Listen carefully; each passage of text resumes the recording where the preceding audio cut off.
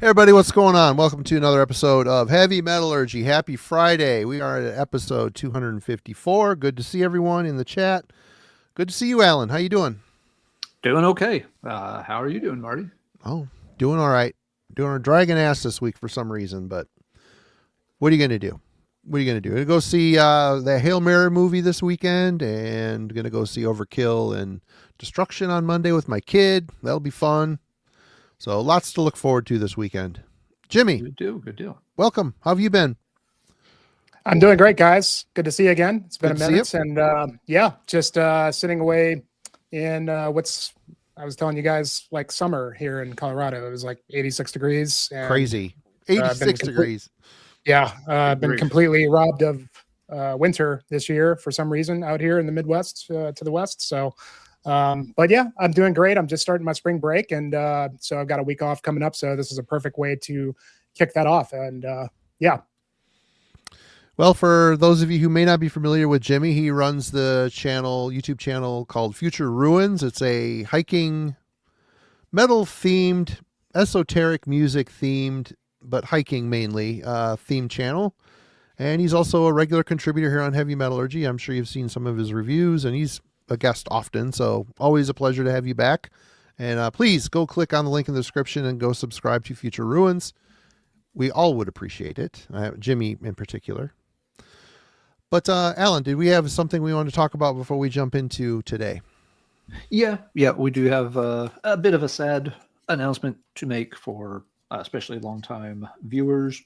After last week's episode, we had somebody reach out to us to let us know that one of our longtime viewers has passed away.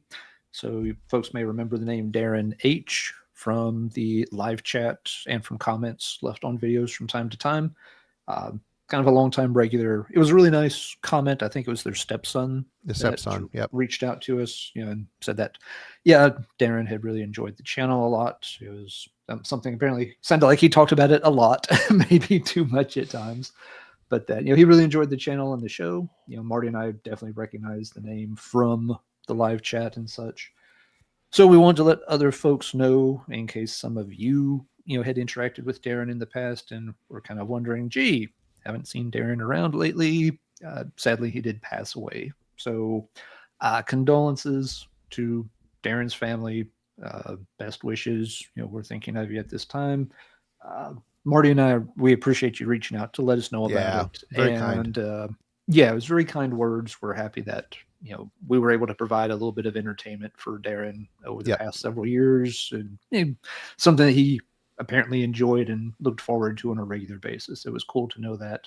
So yeah, we won't see him in the chat again, but definitely best wishes to the family, and thanks to Darren for his support over the years. Absolutely. Rest in peace. That's about it. Condolences. So yeah, heavy news for sure. And but we have a fun topic this week. Jimmy has quite a list.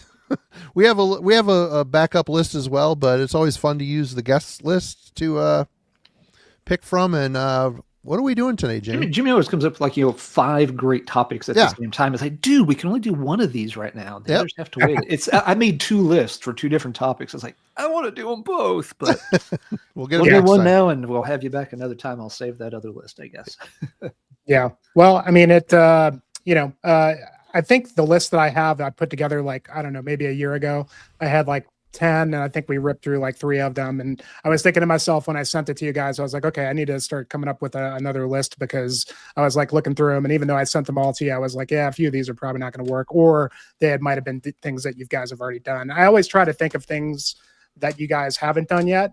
But given that, obviously where you are 250 episodes plus in. And so, inevitably there's going to be some bleeding across the lines with those things. Oh, yeah. And I actually thought that you guys didn't do this topic before. And it just so happens I was chatting at the Discord today, and there was a show you guys did 3 years ago with Matt. And it was kind of similar topic, but I was telling everybody up there, this one's a little bit different, at least the way that I envisioned it in my head.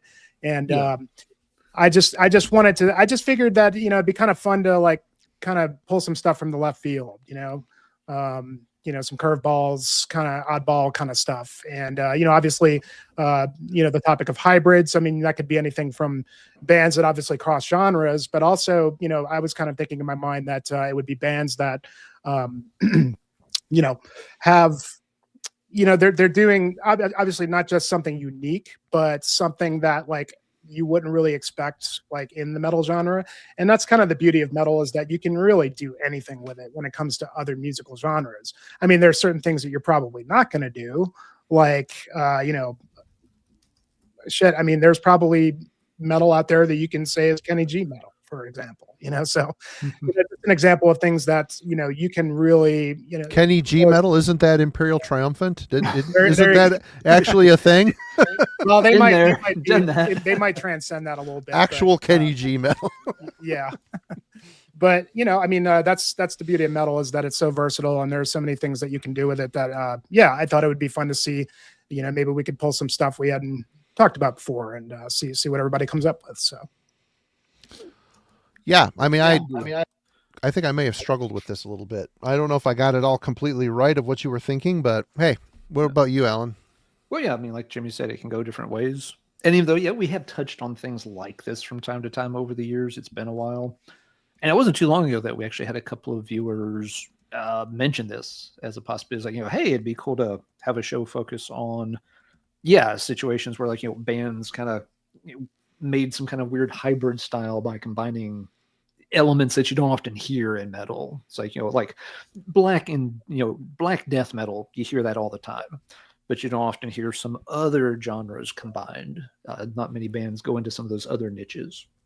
So that has been requested in the recent past. So it was cool to see it on your list. It seemed like a good time to visit-revisit this idea. And I think we may all have slightly different takes on it.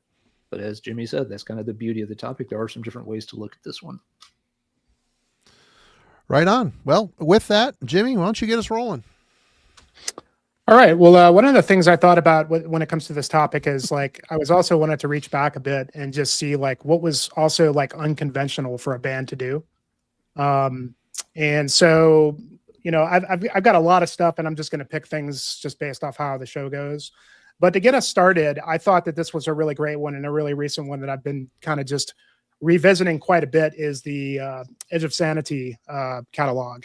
And I've been having a lot of fun, just like I've been rebuying so essentially Century Media has this whole reissue campaign for really all the Dan Swano stuff. So all the Edge of Sanity catalog, all of, obviously his Moon Tower record that just re-released about a week or two ago. Yep. And then all the Nightingale stuff. So, but yeah, just, back in the day when I was getting into death metal, I felt like Edge of Sanity was kind of like, I didn't really know about them. Like they weren't as talked about as some of the other bigger hitters, like especially when it comes to the Swedish death metal.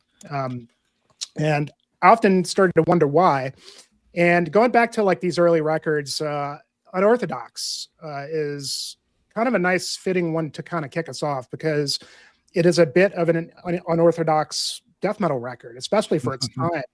1993 or 1992, one of those. I mean, you got to figure this is kind of the heyday of early, this is kind of the teenage years of death metal, so to speak. And, a lot of the Swedish death metal had a lot of similarities, right? Even though each of the bands kind of stood out a little bit differently. Edge of Sanity starts off with and Nothing But Death Remains, right, as the debut, which is a pretty standard Swedish death metal record. Yep. But obviously with the influence of Swano, they really wanted to seemingly like kind of introduce some elements that were maybe not going to be not so much as accepted, but unorthodox, right? And so that begins, I think, with this record. And when you listen to the beginning, I'm sure a lot of people are familiar with this album, is that like the first true song on here, Enigma, is like, it's, you wouldn't expect to just hear a clean vocal to start off a death metal record, right? And not that there's even really that much clean vocals on here, but it's kind of like the first time you hear Dan Swano do a clean vocal, and he's already really developed and beautiful sounding.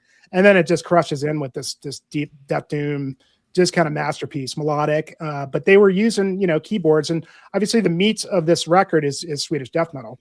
They don't deviate too far, but they just slowly here and there introduce little elements that, you wouldn't expect. So they didn't like come in with the next record and just completely change the game, right? Every single Edge of Sanity record just slowly kind of builds up those little influences, and to the point to where they still kind of retain what they are as a Swedish death metal band, but also are able to, I didn't even want to say like progress, but just kind of do something that stands out from the pack. And in this record, I think that that's pretty evident, especially with the closing track. When all is said, is almost kind of like a doom ballad kind of song, you know, even though he's not doing any clean vocals or anything, still death vocals, but it still works really well. But in 1993, you might have been really, really kind of shocked and surprised by that song, I would think. So as a result, I think that, you know, the title Unorthodox really is very fitting for this second record. And yeah, man, just been really, really digging the whole Edge of Sanity catalog lately. And I was spinning this one quite a bit this week. So I thought that this would be a good one to kick us off. And these reissues are awesome. I mean, obviously Century Media is always expensive as hell, but the nice thing about these Edge of Sanities is that, you know, it's a 2-disc thing. I don't really know quite why Swano wanted to do it this way. There's a remaster and then there's a remix each CD, and then there's some bonus tracks. Don't really need the remaster or don't really need the remix. I don't really know. When I throw them both in, I'm kind of hearing the same thing. Not much of an audiophile, but the key to these is the liner notes. The booklet's a nice big booklet with interviews and just really just deep diving where their heads were at during the recording of the album. And I love stuff like that. So all these reissues are really worth picking up. You know, if you don't want to get the vinyl, you're going to pay a little pretty penny for these, but at least you're getting something a little bit extra for what you're paying. So I got to say, I was even more surprised in their progression on the next album, Spectral Sorrows, when like the song Sacrifice comes on. It's like, oh yeah, it's like a Sisters of Mercy take. And it's like completely out of place on that record, but still rules. Hey, Nagelfar Vitra, thank you so much for the super chat. Appreciate you, man. Yes, thank you. And very cool name. Love that album by Nagelfar. Jens Ryden, singer? Yeah. Yep. Good shit. Yep, this one of Jens's.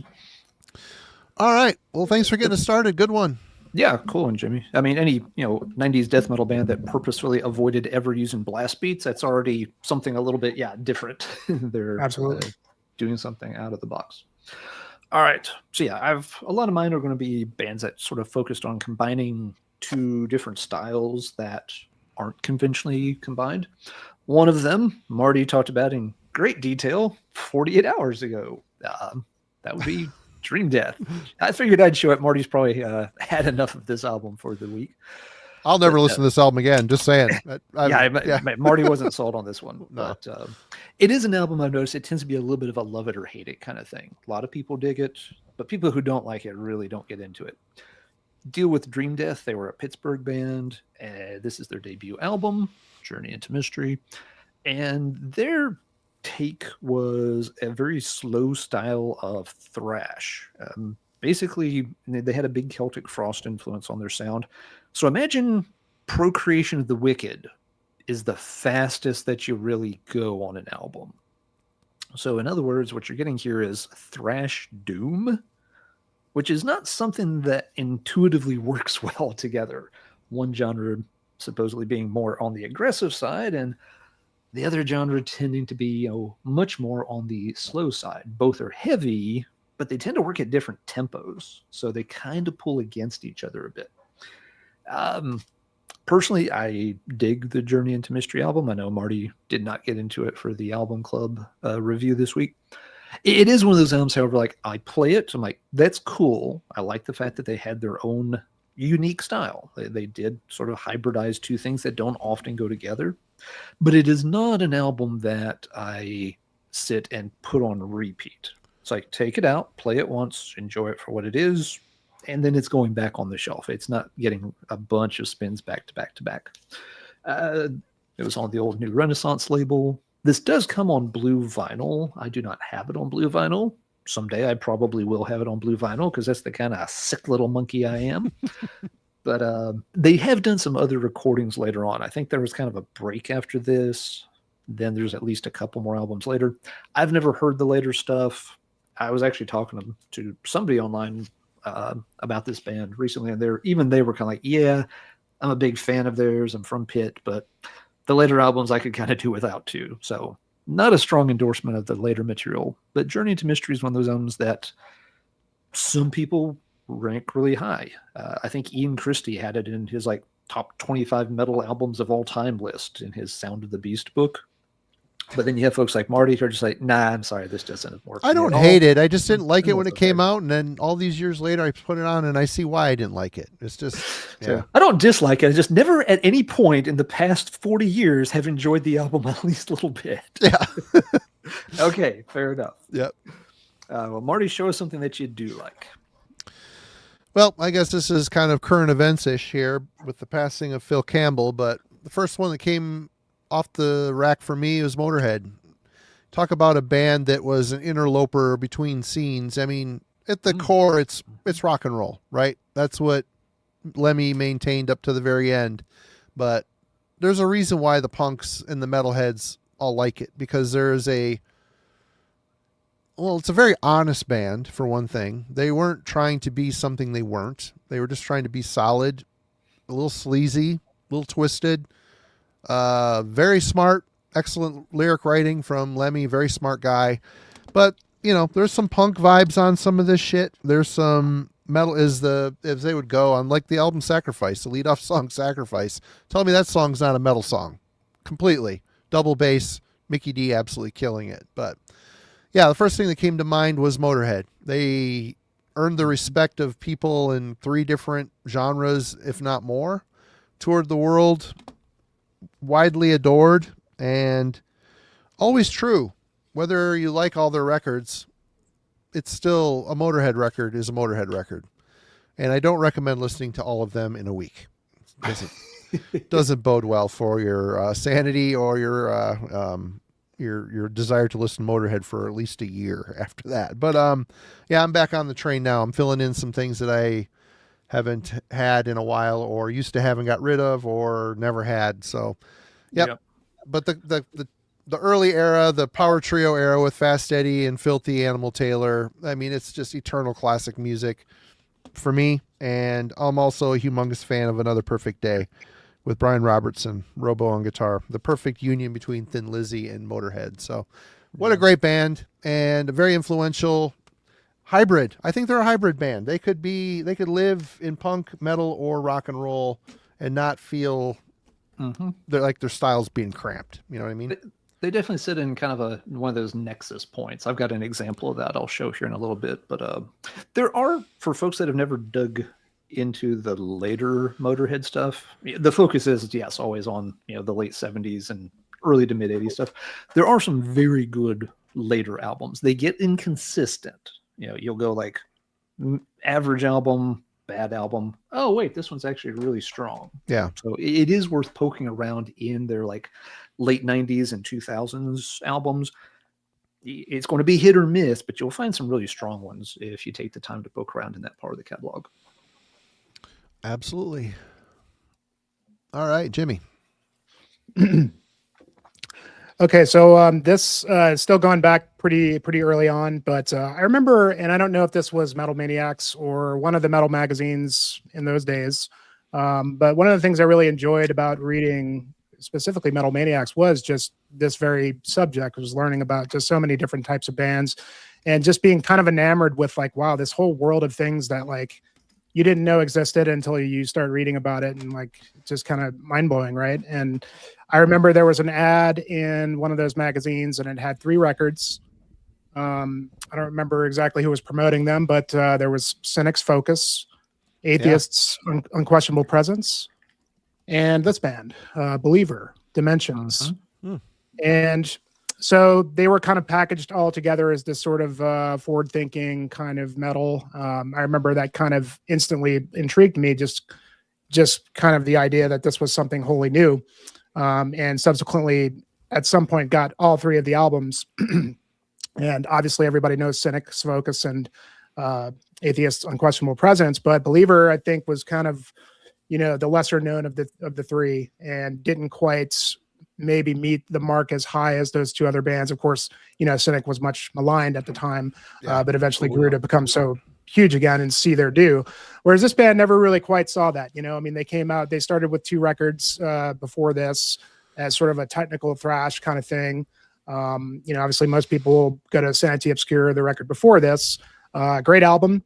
And this one, they kind of like stepped it up a little bit in terms of like the experimentation, to where it was kind of like, what is this? I mean, because if you get through like the first 5 tracks, it kind of sounds like, Sanity Obscura, but maybe just a little bit more polished and a little bit weirder, and a little bit more kind of like, just experimenting with the time signatures and things. But, because even Sanity Obscura had some of those elements, like the female vocals and the violins. But it's not until, the Trilogy of Knowledge, which closes out the album, the last 4 tracks. It's supposed to be like a trilogy, but there's actually an intro track as well. So it's 4 tracks. But that's where things start to get a little goofy for me on this album. And it doesn't really quite hit the mark I think that they were going for, because I think that they really tried to focus on like all these strings, like these violins, like violin and cello. And then, trying to marrying that and like this operatic female vocals with, the tack thrash kind of stuff that they were doing didn't really quite work for me. And as a result, I was much more into the Atheist and the Cynic records. But, kind of coming back to this one, I was like looking through my CDs and I was like, oh, this is a good one, for a good candidate for, I hadn't actually listened to it in a while, and I jammed it a couple times this week. And my mind hadn't really changed too much, other than the fact that I really dug the album, other than I didn't really like feel that what they were trying to do actually worked for me those many years later. And that it still is kind of like, I think they just tried to do too much with it and didn't really quite stick. But it's still a good record, and it's still kind of really cool to show what bands were doing, in those years, that not only were that, was metal so prevalent in terms of a lot of the bands that were coming out with, your typical genres, but so many bands that were really just doing something wholly different that you don't even really know what it is anymore. It's just metal. But yeah, these guys went on. I think they broke up after this. I think they came back and did a couple albums. I'm not familiar at all actually with what they did later on. I don't know if any of that stuff is good. But yeah, Believer definitely had their place, as one of those forward-thinking sort of, unique musical hybrid style bands. Mm-hmm. Oh, that's a great example, Jimmy. They were also one of the relatively few Christian metal bands of that era that didn't skimp on, technicality or musicality. They weren't letting the message get in way of the music. Yep. Mm-hmm. All right, Alan. All right. Really only got one other good example of doom thrash as a combo, so we're going to go with that as our second one. That is the band Seventh Angel. This is, I think, their second album, Lament for the Weary. It's got a great cover art. This is one of those back in the day. Very cool. Bought it. I bought it because kind of a cool band name, Unique, cool album title, but just really, really wicked album cover art. It seems a little reminiscent of like Left Hand Path. It's like this is like 9 hours later on the left-hand path. I'm tired. How long does this path go on? Dude needs a break there. But yeah, the Seventh Angel, like Dream Death, were operating as a thrash band, but sticking to a much slower pace and tempo. And so you kind of get this weird combination of, doom and thrash mixed together. There's not as much of a Celtic Frost vibe, however, in this case. This feels, a little more conventional in its thrash influences. It's one of those albums I've always wanted to like it a little bit more than I really do. I appreciate, again, that they were trying something a little more unique, trying to integrate things differently than just every other band was at the time. Somehow on this album, I feel like it never quite comes together. It feels like it's close, like they're not really far off. Maybe they needed one more album to tinker with the sound and kind of really hit that sweet spot where it would come together. So it feels like this is one of those maybe near miss type albums. I keep it around because it's kind of cool. I always feel like maybe it will click a little more one day, although it never has. But I really do love the cover art on it, so I don't mind having it on the shelf for a couple of reasons. Not a classic. I think Dream Death did the doom thrash style better, but Seventh Angel gave it a good go, and it's a territory that very few bands ever dared venture into. So they get bonus points for doing something odd, even if it didn't quite gel. That is Seventh Angel something y'all are familiar with? I think you know them, right, Marty? I am familiar with seeing the art, but I've never heard the band. I don't think I have either. Yeah. I wish I could strongly recommend them, but yeah, it's one of those things. Maybe check out on YouTube if you're just wanting to hear a different take on the slow thrash style. But that's enough on Seventh Angel. I'll sit here and take a break like the guy on the album cover while Marty shares something interesting with us. All right. Well, this might be a little bit of a stray from the topic. I don't know, but Jimmy did mention we were talking about, bands that are using kind of unique instruments as well. Could be some sort of a hybrid thing. And an early pull for me in this topic was Skepticism's Stormcrow Fleet. This is the debut Skepticism album. I actually been thinking about pulling this for Album Club, but ultimately, at their core, it's a Finnish band, and their core is just abysmal funeral doom. What makes this band particularly special is the fact that they use a funeral organ for, and on this album, timpani. The timpanis are basically the main drum, the main percussion on the album, and mixed with the funeral organ, it's kind of a suffocating, very downtrodden. It puts you, grandma's funeral, it puts you there. You're thinking about the whole thing and all that stuff. And I always thought this was completely unique, a unique take on funeral doom. It took it literally, it felt like you were in the church for a funeral service. So yeah, as far as a band that took actual, you could tell it didn't sound like they're using a synthesizer for this. It sounds like they actually got their hand on an old Hammond organ or something, whatever. And how they recorded it's kind of an underground sounding recording on this one, but yeah, very authentic, very dark and sad and creepy and just absolutely heavy as shit. So yeah, if you've never heard of Skepticism, check out Stormcrow Fleet. Their productions got a little bit better as they went along. I've missed the last couple albums, but when I was following them regularly, they always impressed. Yep. I was just listening to a little bit of Lead and Ether last night. I always kind of preferred that one. That one feels like it's got a little more variation, a little tiny bit brighter, but a little bit of light, a ray of light coming through the stained glass. just a bit here and there. But no, Stormcrow Fleet's a good example of really one of those albums that kind of helped launch the funeral genre. Yep. A long time ago. It doesn't get a lot of love. Doesn't get much love. Yeah, they kind of sometimes get a bit forgotten at this point. I feel like some of their later albums lost the plot a little bit. They tinkered with the sound. It doesn't, it's hard to describe, but the later albums don't feel as funereal as the early stuff. And as such, they're a little harder. It kind of becomes slow, but loses some of the atmosphere or something. I don't know. It's a little hard to describe, and I need to spend some more time on that part of their catalog. But no, the early ones are cool. Yeah, that's one of those albums you have to kind of adjust to the sound of it, and once you do, it kind of clicks. You have to give it a few minutes, and then it kind of comes in. I actually got to see those guys at MDF last year, and they came out and they had all the funeral suits on and the actual church organ, and I think the drum set was just literally 2 drums and a timpani and a couple of cymbals, and they totally pulled it off. Really, really cool, authentic kind of stuff that really kind of is quite different than the rest of the death doom genre. Nagelfar Vitra, thanks again for another super chat. Yep, appreciate that very much. Legend Maker, yes. I will check it out. Yeah, it's one of those I'll write it down. Late 90s US underground power metal bands. They came out around the time things like Destiny's End, or what's the one that Kellen and y'all did an album club on? Was it Longings Past? For what? Meadows of Messiah. I feel like y'all maybe did that on, or Kellen brought that up. Maybe Kellen just did an episode on it over on his channel. It might have been because that doesn't ring a bell. Okay, but yeah, it's definitely of that era and style. All right. Wait, who just went? Me. I went. You just went. We're back to Jimmy. I think I blacked out there for a minute. There you go.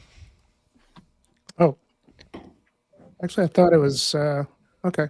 I thought it was Ellen next, but Wait, Nope. did you just do something, Marty? Wait, I Marty just did Storm Crow Fleet. Yeah. Oh, it's Jimmy. it is me. Okay. Yep. Another early one. Let's see. I had to write down. Trying to remember like what years these came out, but I don't think I wrote it down. But I think that this was obviously mid '90s. But Dodheim's Guard 666 I got International. that too. Yeah. Did you pull that one? Yep. I mean, I guess you could pull like really any of these albums. It's in here somewhere. What is this, like 95 or something like that? Wow. I mean, completely out of left field, this album. Bonkers. Coming off of 2 or 3, pretty weird black metal, but still like, second wave black metal albums. Really just kind of going in a whole nother dimension on this. And, they've kind of stuck with this, even though, the records since then have kind of deviated a bit. But it's a classic, and it really, you'd be hard pressed to say anything sounds like this. I mean, taking just this really extreme, just obscure black metal and mixing it with industrial and electronics kind of stuff, different instruments. I mean, even there are times where there's a live drummer, but it sounds like a programmed drummer. It kind of weaves in and out with some of those just really, really strange like drum sounds that they did here. But probably one of the coolest things about the album is the vocalist Aldrin. Just really does some cool stuff and kind of similar to what he was doing on previous records. It's a long album, and I don't know that I've ever gotten through the whole thing in one sitting, because after about 40 minutes, I don't know if I can withstand the rest of it. But that's not to say that it isn't a good record. And tracks like Ion Storm, and I can't even read because the print is so low. But there's sound 2 or out 3 the big songs words. Sound out the big words, Jimmy. I know, right?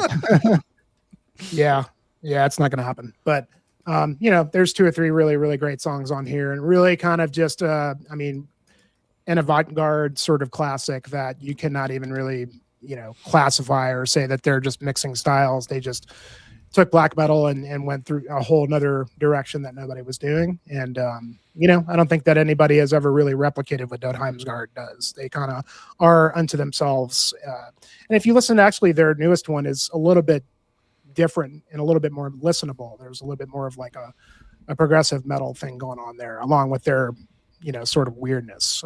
It's a really good album. But yeah, I challenge anybody to go listen to this album back to back twice. That's a tough order. You're gonna be in a mental institute. Well, they kind of mellowed it out a bit on the next one, Supervillain Outcast. It's a little bit more dancey at times, and I like that album as well. I don't listen to it often, but yeah, they kind of get more comfortable in their skin, I think, on that one. Whether people like it or not, it remains to be seen. But yeah, they went a little wackadoodle on 666 International. Yeah. All right, Alan. All right. To clarify from a moment ago, I was chatting with Nagelfar some more in the chat. Marty, the album that y'all did on Album Club was Crescent Shield. Which That was a TJ band. Pull, I think. Yeah. Okay, that was another one that Michael Grant was involved with. Yep. So I know y'all had done something for Grant, but I just couldn't think of it. So cheers. Thank you, Nagelfar, for jogging my memory on that. Right on.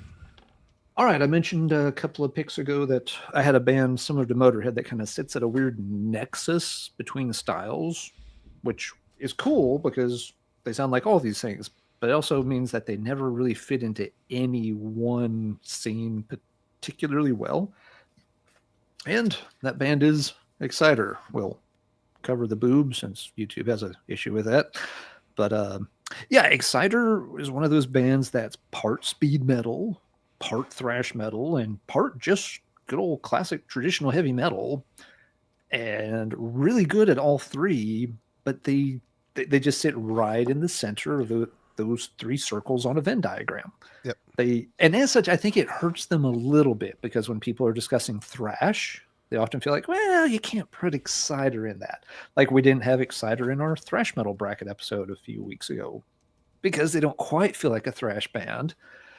But they also don't quite feel like a speed metal band, not on the same kind of tempo as something like Realm or Agent Steel was at. Yet they also seem like a little too over the top to be put in the same bin as things like Exciter or Picture or other early 80s acts. So great band. They obviously did some very iconic albums early in the 80s. They also kind of ran out of steam by the mid to late 80s a bit. And I think that lack of having a clear identity means they sometimes just get left out of conversations that they should probably be involved in. The early stuff, highly energetic, great songwriting, really fantastic stuff. And they just, it's kind of weird. I wouldn't call them a hybrid band because they were doing this before those genres really existed. There wasn't thrash metal in 1983 when they were doing albums.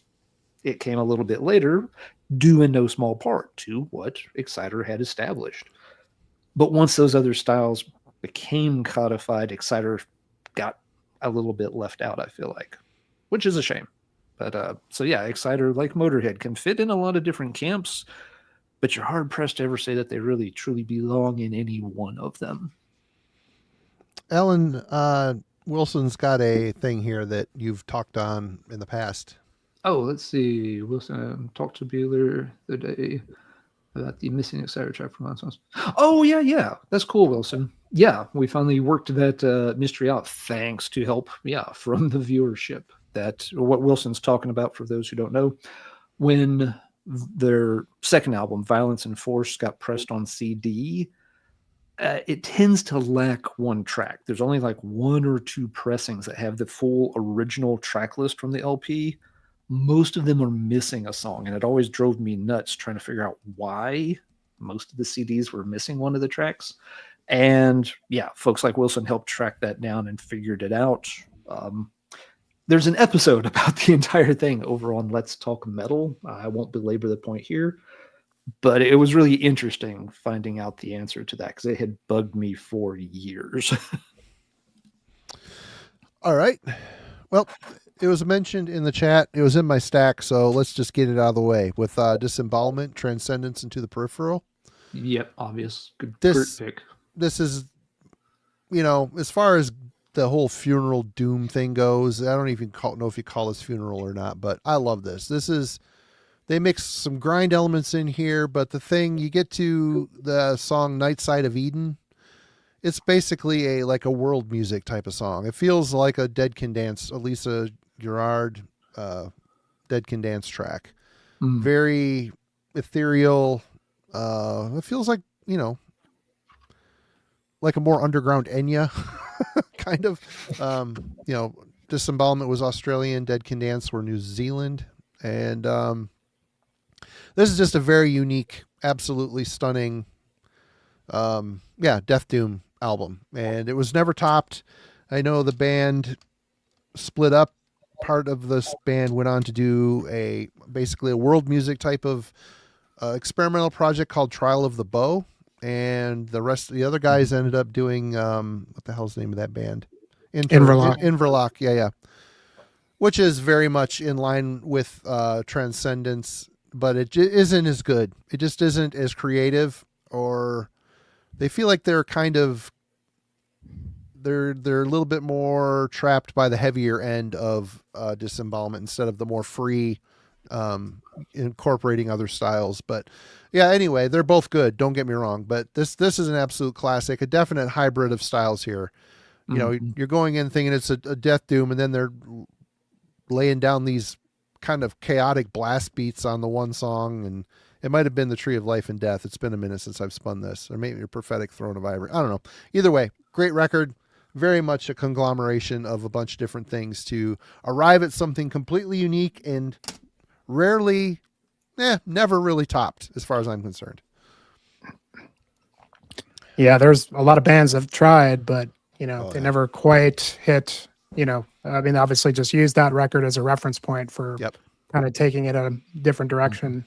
But and maybe that's for the best. I mean, really, that would be, that's a hell of a tall order to try to follow up without just deciding, you know what, let's just go into another completely different time zone here. There's no point. Yeah. Zachary said it best. It's a special album. It's one of those ones where the stars just aligned, and it's still highly influential to this day. To any Death Doom band or Funeral Doom or any of that stuff is going to be citing disembowelment. But yeah, Yep. that's a great pick. Thanks. You're up. Well, sticking with the weird Norwegians, I was listening to an episode of Radical Research. It was quite a while ago, actually, but they did a deep dive of this band, Hunter and Jeff. Great podcast. If you don't listen to those guys, always a great place to learn about new stuff. And they really get really deep and dirty with discographies and just really oddball bands and things that you've never really heard of. As this band I've heard of, but not really had any experience with. So I was in the record store, a couple years back and just looking through the CDs, and I came across this and I was like, yeah, I've been meaning to check out this band after listening to Radical Research, but Solefald with In Harmonia Universali. And they love the Norweird over there. Yeah, they do. They went really deep with this band, and so I just blind bought this just based off of that episode, and I think this is their third record. Two Norwegian musicians, one of which Lars Nedland, he's of Borknagar fame. He's went on to be one of the main guys in Borknagar, and obviously starting as their keyboardist and doing backing vocals, and slowly over time in Borknagar he kind of became one of the main vocalists of the band. I always loved his clean vocals and what he contributes to that band, and listening to this was wow. If you took Borknagar and just went completely avant-garde and just weird, if you went Borknagar but mixed with maybe some Datumsgaard weirdness or something, you would have Solefald. It's definitely more listenable than Datumsgaard, but it's just in terms of the melodies and obviously Lars' beautiful singing, it is heavy. There's a lot of pretty ballsy heavy kind of stuff on here. I can't really speak to the rest of their catalog. They've got quite a few albums. They were releasing things pretty regularly until about 15 years ago. And then the archives say that they're still active, but we haven't really heard anything. And it's probably, partly because Lars is focused with Borknagar. But I don't really even know how to describe this other than it's just avant-garde metal with a bit of a blackish kind of undertone to it. But it definitely has some, it seems to be like more intellectual kind of stuff going on with the lyrics and the concept here. But then some borderline absurdism as well. Like there's a song called By My Sperm, which is an interesting one and has a really, really fun, catchy chorus to it. But if you haven't listened to the Radical Research episode on Solefald, it's a really interesting one. And it's one of those things that I'd been meaning to just go and check out all the albums just based off of the way that those guys talked about all of these things. And I think this one ranked kind of low for them as far as their favorites. I think like the first two, they were talking up the most, but very interesting band, very, very easy, not easy to classify whatsoever in the genre. They're kind of unto themselves. Cool cover art on that one too. Yeah. All right. Alan. All right. Well, let's circle back to one of the albums that Jimmy mentioned in passing with one of his earlier picks, and is a great example of this. It's what Atheist started doing, especially here on their second album, Unquestionable Presence. The first album shows hints of what was going to come, but that first album still fits into a very early 90s Florida death metal kind of sound, just with a little bit of weirdness going on throughout it. But on this album, they just really take the training wheels off and go full bore jazz death metal. But they're not just adding some jazzy parts in between the blast beats. They're actually truly blending the two together into something that is very sonically unique. And while difficult to get into, and it took me a very long time to finally get this album, I have really over the past 5 years or so found this just endlessly fascinating to listen to. It's a short album. It's something that is complicated as it is. You can cycle through it several times back to back, always picking up different little things, but the songs are always moving forward. They never get completely bogged down in all of the tech jazz improvisation kind of stuff that's going on. It's something that not many bands have ever pulled off, or probably could ever pull off very convincingly. But you had the right combination of guys, and they got very lucky with finding a replacement after the bassist tragically died while they were sort of setting up for this. Patterson. Yeah. Killed as they were kind of wrapping up the tour cycle for the previous album. He'd already helped write some of the material on this one. They got Tony Choi to fill in on bass and did, of course, excellent work. But yeah, there are lots of bands that want to work in jazzy parts or fusion parts into metal. And very often it just ends up sounding weird, clunky, disjointed. Atheist really did find a way to blend the two and make it into something unique. It's not going to be for everybody. And like I said, it was not for me for a very long time. It was one of those albums that just went over my head. But it was one I circled back to from time to time to give it another chance. And yeah, several years ago, it finally clicked. And since then, it's rapidly become one of my favorite albums that I've quote unquote discovered in recent years. So Atheist, yes, absolutely, sort of showing what can be done in terms of fusing very, very different styles of music. Death metal, jazz, we can make that happen. All right. I had a little chuckle pulling this one off the rack, but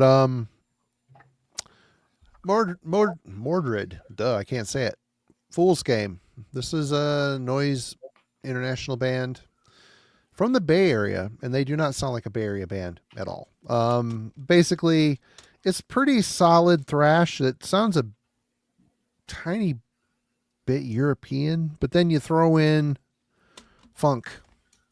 You've got Super Freak on here, the Rick James cover, and then you have Every Day's a Holiday, which is just an absolute abysmal song. But the thrash itself on this record is pretty good. This album really grew on me because I know the funk threw me off. These guys could be lumped in with bands like Death Angel. As Death Angel got past the ultraviolence, they started incorporating more funky elements in with their sound. There was a whole contingent of bands that did things like this, like Mindfunk is another band. Yeah. Sorry. Waha! Take that. But the thrash... call Tycho when they hire a 15-year-old drummer, Marty. Yeah, right. But the songs on here like Shatter, The Artist. I don't know. I always kind of liked elements of this album. The album after this, it got even more funky, and I think they employed a DJ to be in the band. They lost me. It got a little too far into the funk realm, but hybrid bands, there was definitely a contingent of bands that were experimenting with the funk elements, and you know what? Sacred Reich did it as well. At times, it just, I don't know. I don't love it, but there are elements of this album I do like, and it did have its place in the 80s. Yeah, this is 89. So thankfully that died. Thankfully that little hybrid experimentation, it's lost the annals of time. So you're up, Jimmy. Funk off. I remember there was that Mine Rot record. Is that anything like that? No, Mine Rot is more Fields of the Nephilim worship mixed with grind, death grind. Yeah. Yeah. Mordred. Bay Area thrash band. Okay. This is a band I completely forgot about for a while. And thanks to Rick, who's in the chats, kind of keyed me into rediscovering these guys. Lichgate. This is the Contagion in 9 Steps. This is a band from the UK. Avant-garde, blackish, deathish kind of metal. Not really sure. You can kind of find a little bit of everything in there. And they just released a new record called Precipice, which I think Rick had shown off in one of the year-end lists last year. And I was like, man, I completely forgot about that band because I remember really liking this. And I never picked up a copy of it. And it just like a lot of things every year, you end up liking stuff, and then you kind of just forget about certain things, especially if you hadn't gotten a copy of it. So I I went ahead and picked up the new record as well as this one. And this is Greg Chandler of Esoteric fame is on vocals here. And the rest of the band, I don't think are very known musicians. But yeah, I mean, this is very avant-garde, very weird time signatures.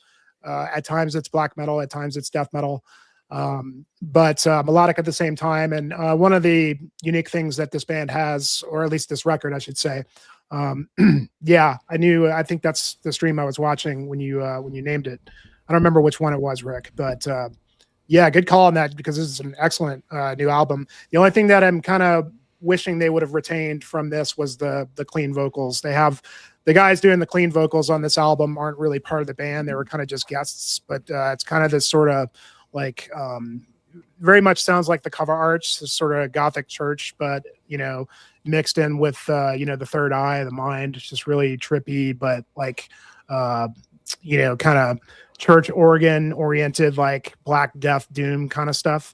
And yeah, but and then the clean vocals kind of have this sort of pastoral kind of element to it, just sort of like Gregorian chant kind of thing, with these sort of harmonized clean vocal kind of monk style stuff. Very weird, but surprisingly listenable as well. The new record, like I said, didn't retain those clean vocals. They just kind of rely on Greg Chandler doing the death vocals, but it is every bit of an excellent record as this one is as well. But just another band that just kind of flies under the radar, and I don't really know how to classify them other than just avant-garde metal kind of stuff that really kind of can't really think of anything that it sounds like, kind of another just sort of unto themselves sort of band. But very good stuff. If you've not heard Lichgate and you're into Greg Chandler and a lot of the UK kind of sound, it really kind of shines through in this record. Very cool. Have not heard him. All right, Alan. All right. Well, one that we talked about quite a bit last week fits into this category a bit. And it's another weird thrash combination. You hear death thrash a lot. You hear blackened thrash a lot. Not many things ever come into the territory of glam thrash, but Celtic Frost's Vanity Nemesis kind of started towing that line in a dangerous way.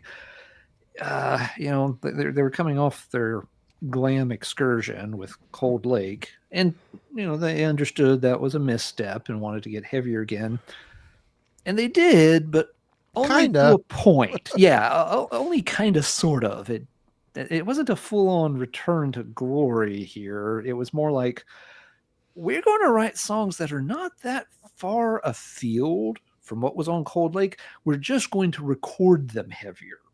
We're going to put some more muscle back into the guitar, but the songwriting, the general aesthetic, isn't really that different.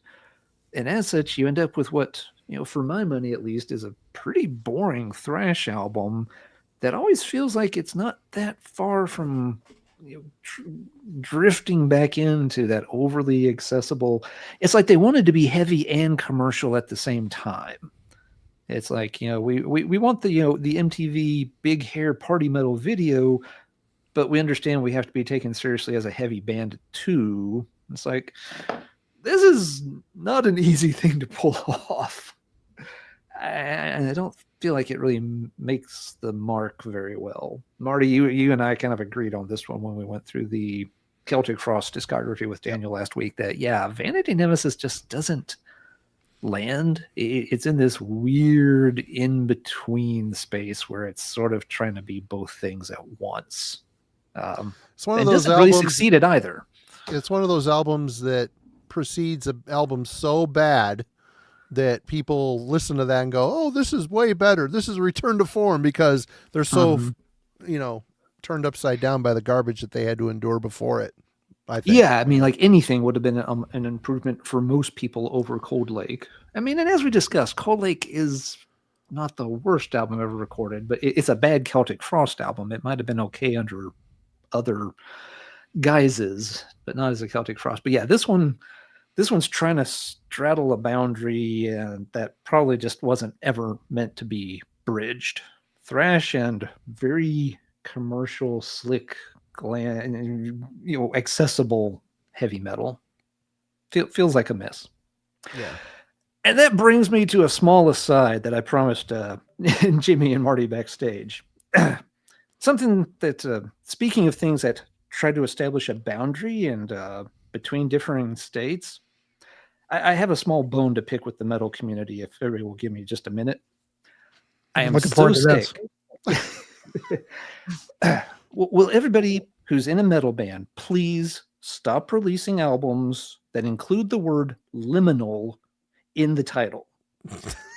This word has gotten so fucking overused in the past several years, it is ridiculous. I've been looking into this on Metal Archives because I'm a nerd. It's what I do.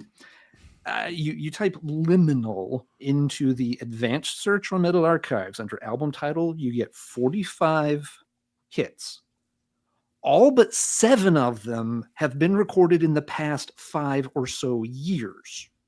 It's like in 2021, the entire heavy metal community sat down and watched an episode of Sesame Street that was brought to you by the word liminal. We learned a and new now word. we can't. It really is. Hi, Sam Dunn. Elmo has a word today. What's liminal mean? Well, I'm glad you asked. In between, let me explain it to you with some goofy sidekicks on Banger TV. And now everybody just keeps making albums with the goddamn word liminal in the title. There's already like 6 of them from 2026. We're not even to April. Pick a different word. Some words have just been overused. Goat, void. Yeah. Liminal is rapidly overtaking both of them, and it just needs to stop right fucking now. I'm calling timeout. No one used the word liminal for an album title for at least 3 years. It's not necessary. It's just crazy because, yes, before 2021, I found maybe 6 instances of that word ever appearing in a heavy metal album title in the entire fucking Metal Archives history. They got a lot of albums in there. But you get to 2021 and all of a sudden it just starts becoming a thing. I'm sick of it. Expand your vocabulary. Okay, I'm done. I'm sorry. There we go. The funny thing is, you want to get super nerdy with it, you can actually trace it back to who was the first one. It's probably a bigger band that inspired a lot of other people. They're like, oh, they use big $5 words. I got to look this up and see what it means. Oh, it sums up our music perfectly. I'll be drilling deeper into that. I didn't spot one right on this initial pass. I thought that might be the case. I didn't spot anything. There wasn't like an obvious Megadeth did a song called the Liminal Vibes or something. But it may be out there, and if it the is, Liminal Criminal. That's my new side project, Liminal Criminal.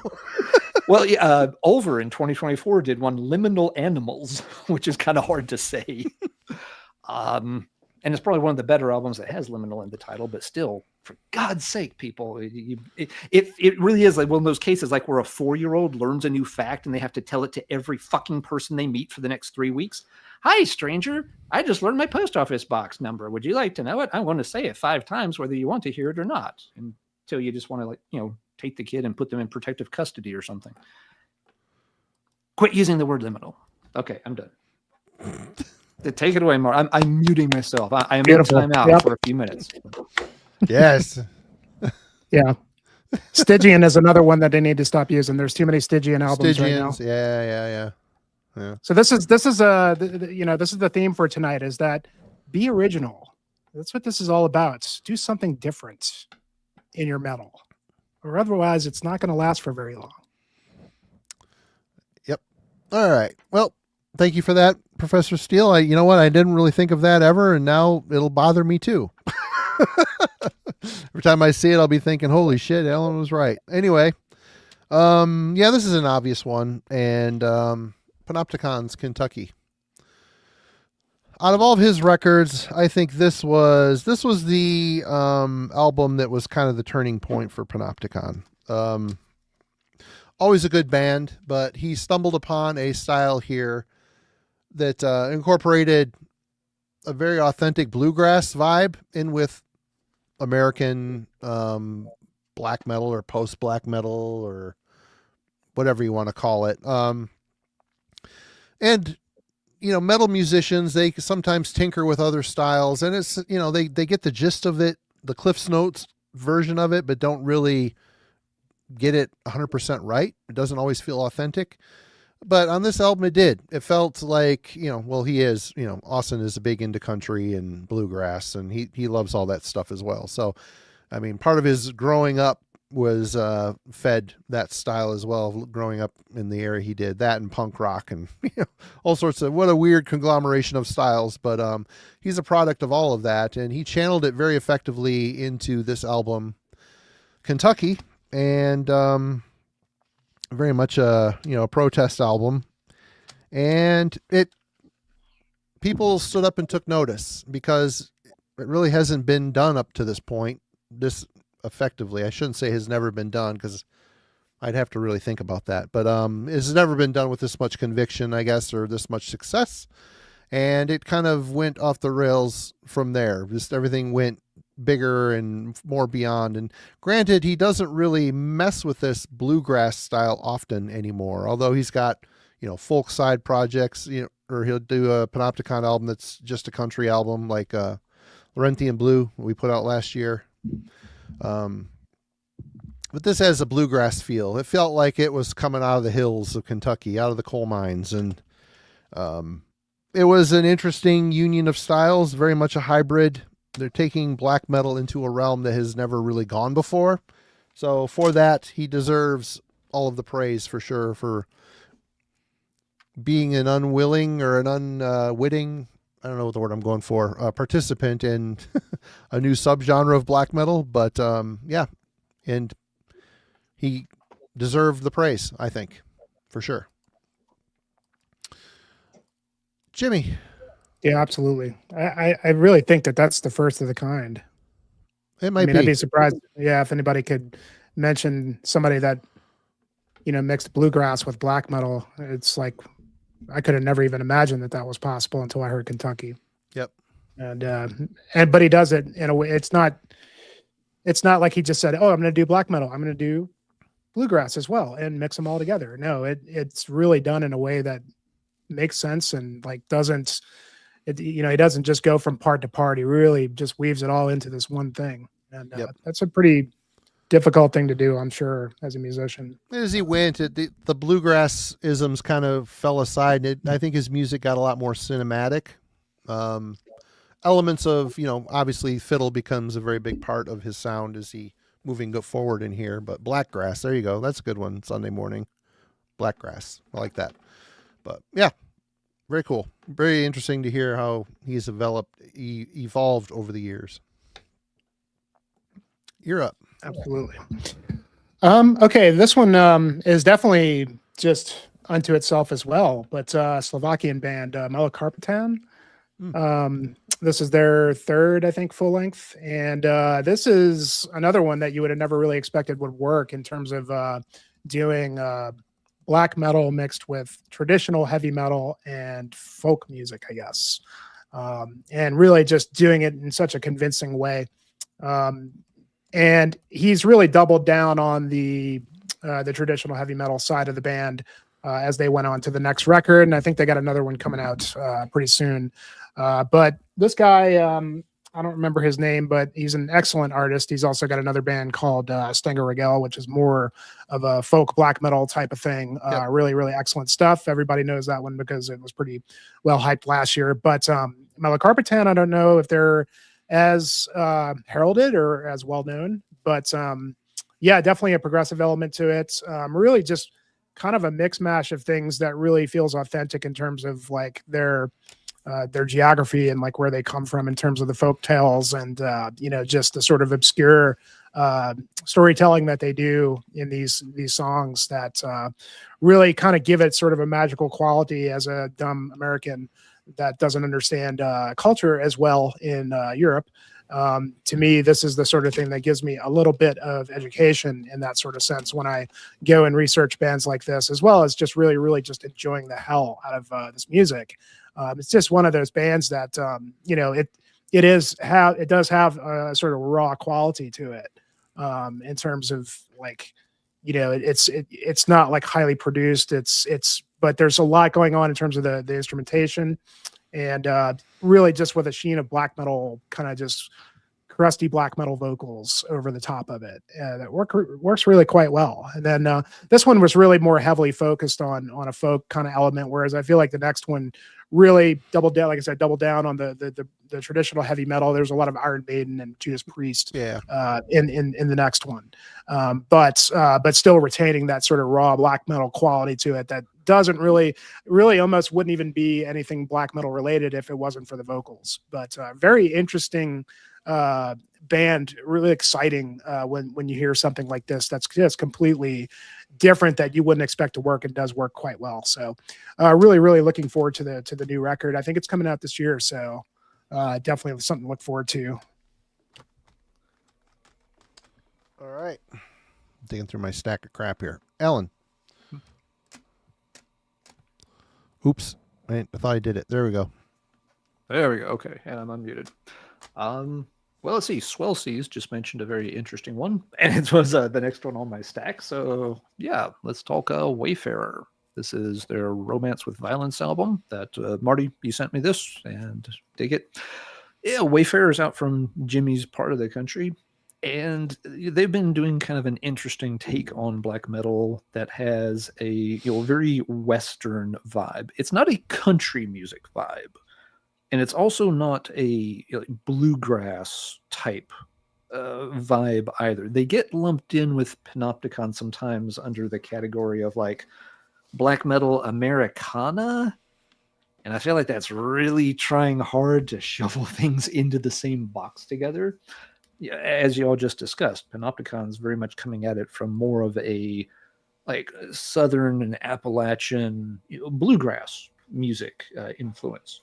Wayfarer's not really doing that. It feels like it's much more traditional Westernish music themes spliced in, and also, and especially in the case of this album, made very cinematic in presentation. I think something that's working well for Wayfarer, especially on the album after this one, American Gothic, is that they aren't just sticking to very generic like cowboy themes. It's not all Black Bart and Six Guns Blazing kind of stuff. A lot of it's much more mundane Western experiences. Just, the slow, inexorable grind of the railroad westward and how it kind of gradually changes things. A lot of the songs in American Gothic are set more like very late 1800s, even up into the 1920s, 1930s Dust Bowl era of the American West. Not just the Lone Ranger and Roy Rogers kind of, John Wayne Westerns at all. So they've come up with their own kind of unique style, at least for now. This is a band that's been getting more and more popular. At some point, we probably see other bands try to ride the coattails a little bit. We'll see if it happens or not.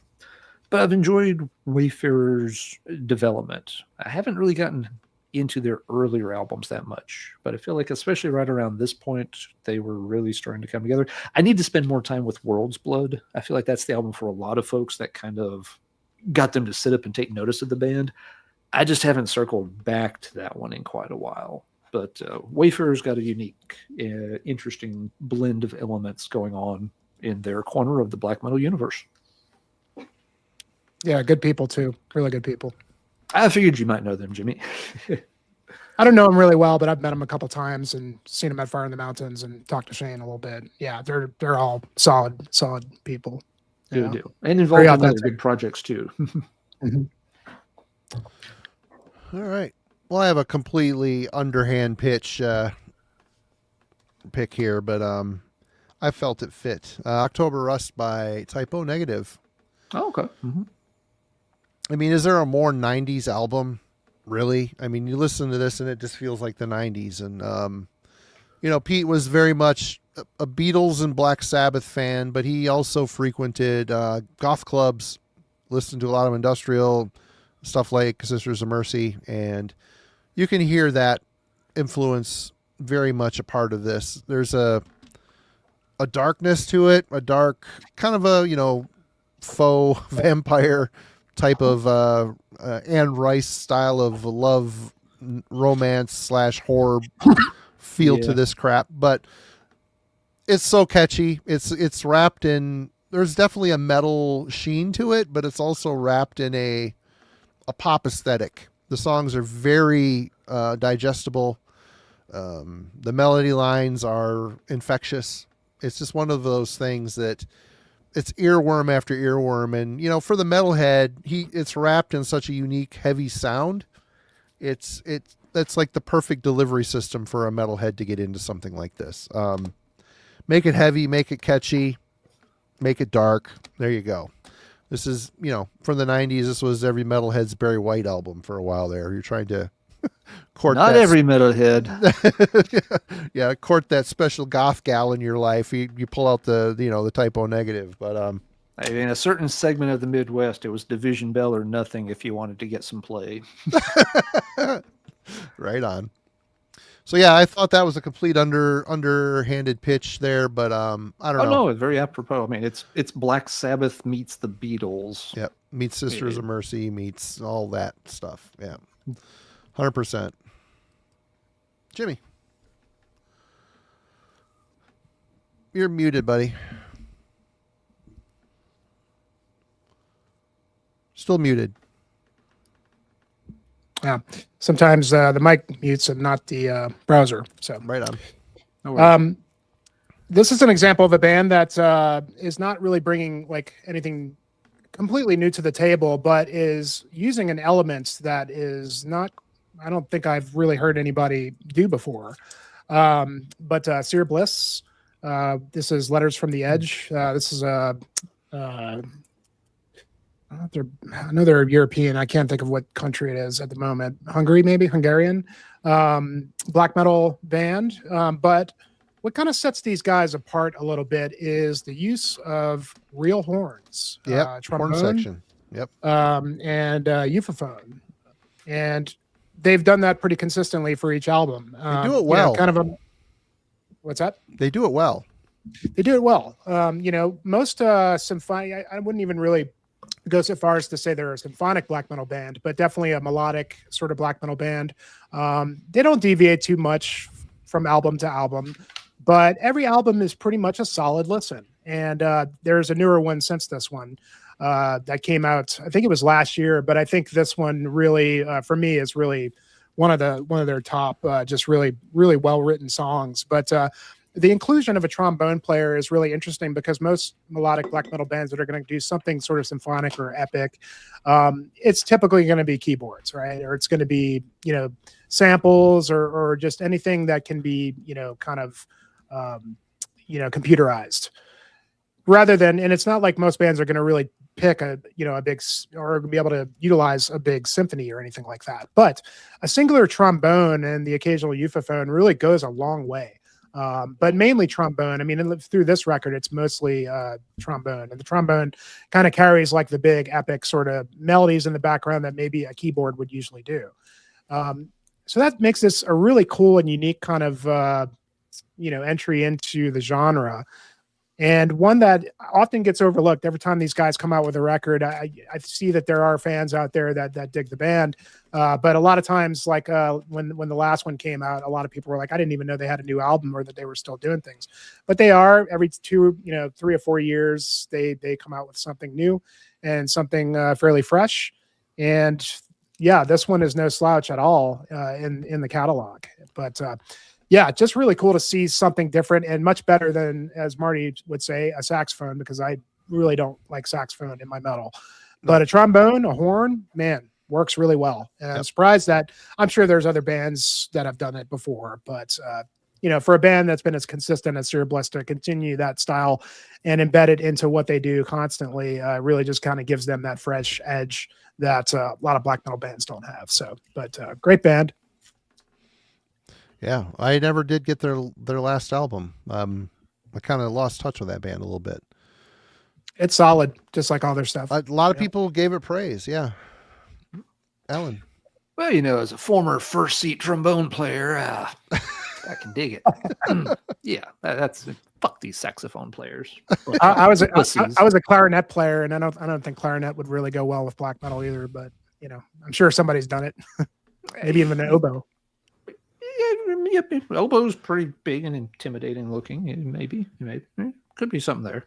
Well, but we won't know It's got a until we reed. try. Hey, you get a nasty, cut on your tongue. You got the whole blood thing going on. It's pretty cold. I'm trying to help you out here. Let's see. All right, let's go for a deeper cut next up. Always liked this band, and they have kind of a weird, unique sound. The band at this time was called Nightfall. Now, they also went by the name Severe Warning, and they kind of went back and forth between the two names.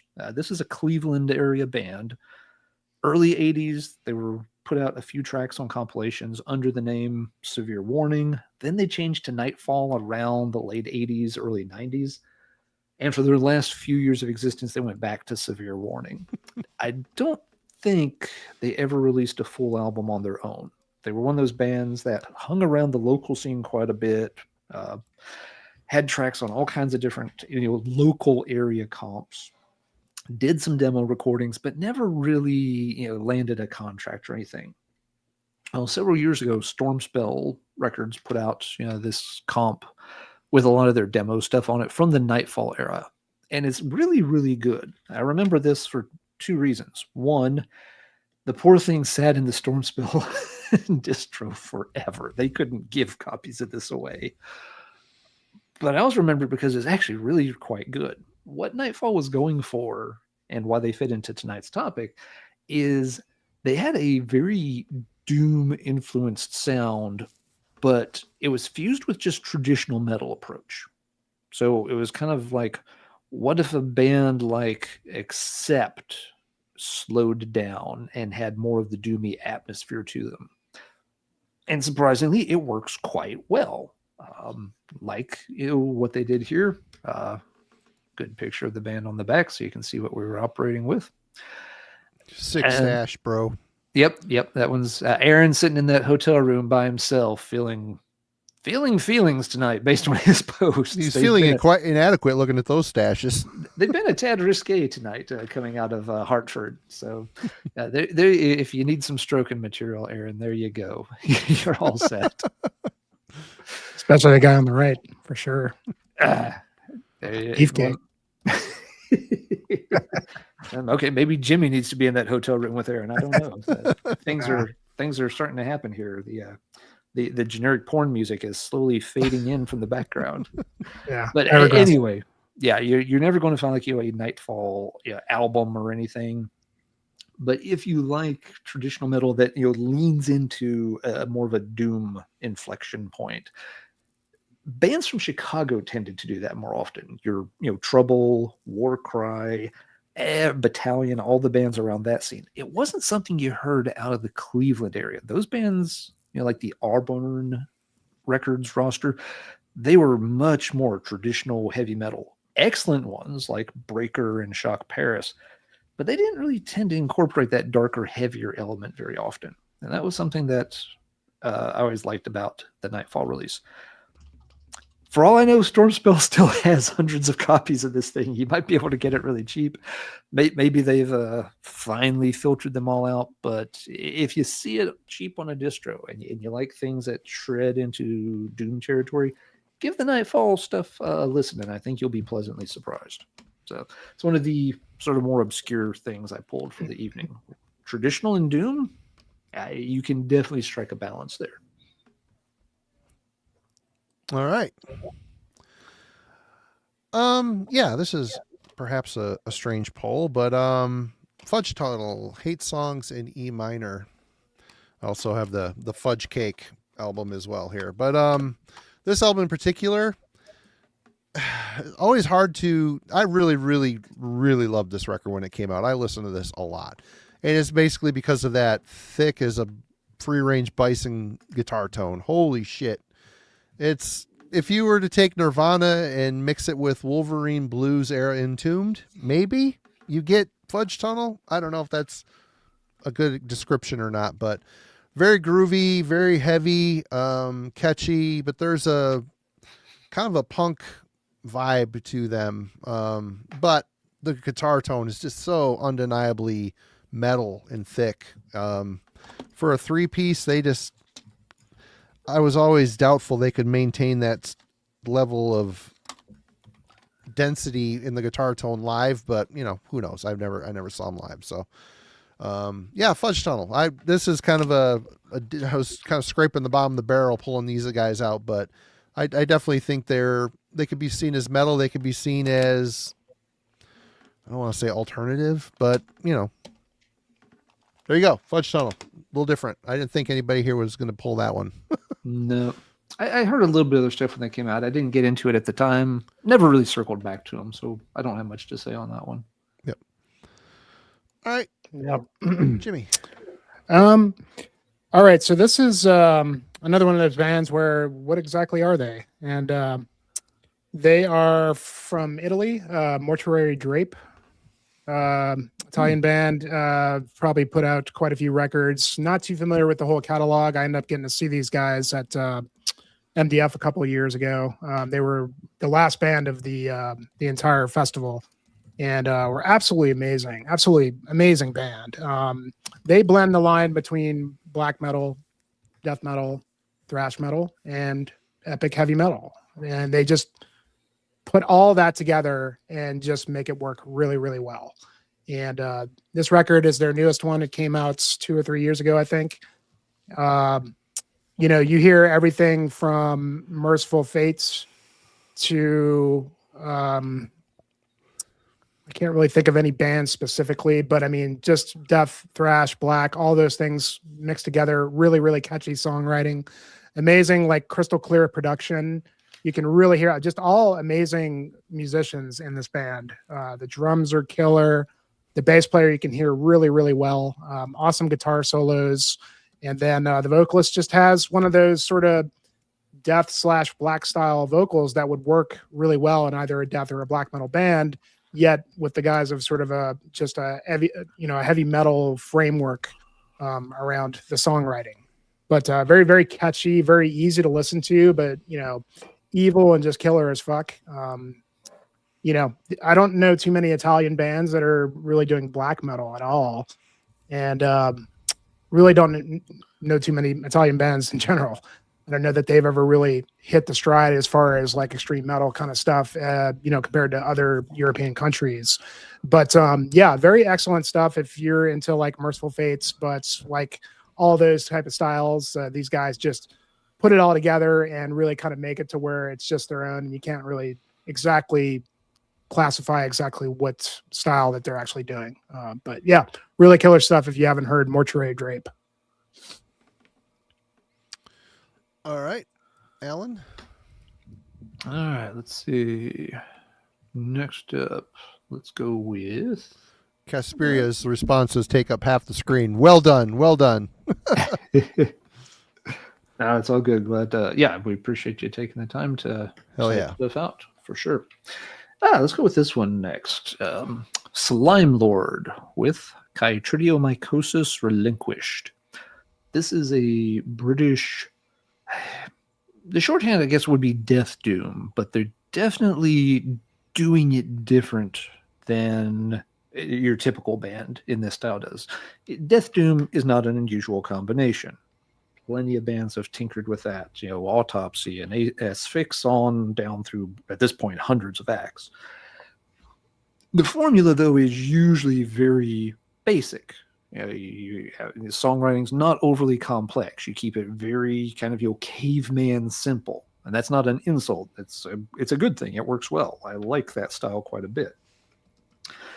But Slime Lord have a lot of more intricate technicalities going on. The songs are not simple. They're not just verse chorus with 2 or 3 really slow, club you over the head kind of riffs. It's a much more nuanced and complicated album overall.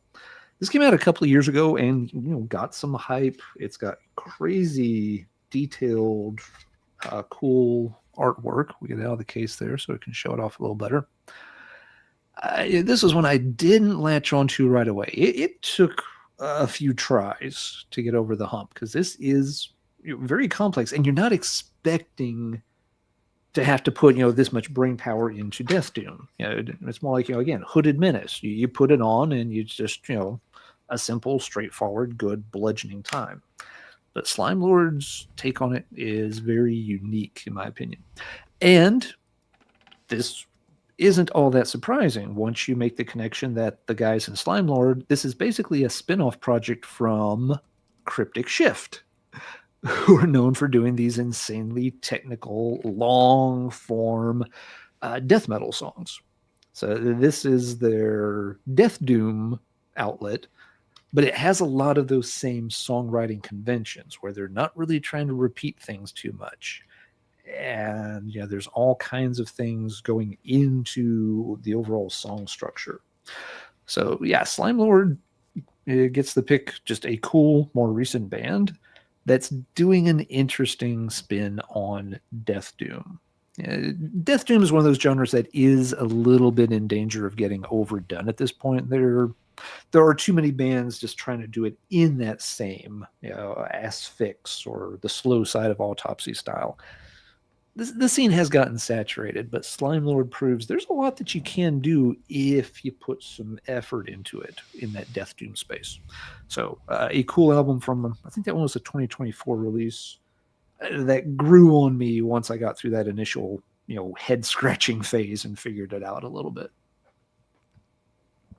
All right. Next up, maybe another underhand pitch here, but Grand Declaration of War by Mayhem. Oh, that's a good pick. This is one of those bands that, they were seen as innovators of the Norwegian black metal style. And really, their first 4 releases sound nothing alike. Each album has a little bit different take on it. Mm-hmm. And, even after the death of Euronymous and the hugely popular impact of De Mysteriis Dom Satanas, and even their comeback album, Wolfslayer, their EP, Wolfslayer Abyss, where, they introduce Blasphemer to the world.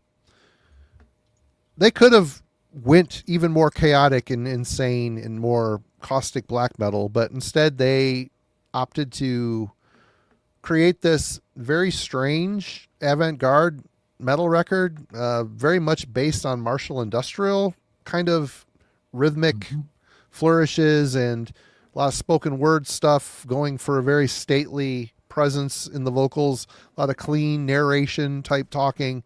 This is very much, like I said, it feels like a martial industrial record with some metal elements here, but the blasting is still there. There's still some moments of, harsh vocals and black metal, not of appreciation towards black metal, but this is a band really throwing all convention to the wind and doing something that sounded like nothing else happening in Norway at the time. They completely were walking their own path here. And I remember when it came out, I hated it, but this is one of those albums that it's a grower. It's a grower for me. And now whenever I want to listen to Mayhem, I usually grab this one, and I really, really like it. It's finally clicked with me over the years. But yeah, if you want something a bit different, you've never heard this album for some reason, give it a chance. Open your mind a bit and give it a spin, because there isn't another album in their catalog that sounds like this. And there really isn't much out there that really was influenced by this. So kind of a standalone artifact in the Norwegian black metal sound style era. I like Tycho's comment here. This is what plays in the Labyrinth in the Hellraiser universe. That makes a lot of sense. Yeah, that's a good pick, Marty. I was a very early advocate of that album. A lot of folks did have trouble with it, and for whatever reason, the album clicked with me the first 2 plays, and I was completely sold on that thing. But it might be a good time to mention that for folks interested in the more recent Mayhem, Marty and I will be doing a shorter show with Logan on Sunday night, talking about some of the sort of high-profile new albums that have come out this year, including Mayhem's most recent one, Liturgy of Death. Yep. We'll also be talking about Love Bites. We'll also be talking about Worm, and we'll also be talking about the new Creator. So We're going to try to get in 4 brief overviews of 4 newish albums that we should have covered on the sort channel. Of the 4 big things that came out in January and February. Yep. And so we've all digested them a bit now. And Logan, Marty, and I will give our opinions on them. We're going to keep it to maybe like a 1-hour show or thereabouts. So yes, because Logan will be going over to the Metal and Mayhem Sunday over on Shredbeard's channel. Yep, Logan will be on the Shredbeard show, so you can tune in, hear Logan's thoughts on some of these higher profile albums from the first couple of months of 2026. Then you can hop over to the Shredbeard show and check him out. I believe is Lee co-hosting that this week too? No, it is Miss A. Miss A will be the host. Miss A is hosting. So, okay. All right. But so Lee will be there, I'm sure, working behind the scenes. It's always a fun show. All right, Jimmy. All right. Well, I did pick a couple things where, we've obviously talked about some things that are left field, obviously hybrids, bands kind of mixing styles. Every now and then there's a great band that really tries to do something different and, really up to you. But for me, it didn't really quite work out. I'm not really sure exactly what the idea was. But Tomb Mold, the Enduring Spirit. This is the latest Tomb Mold record.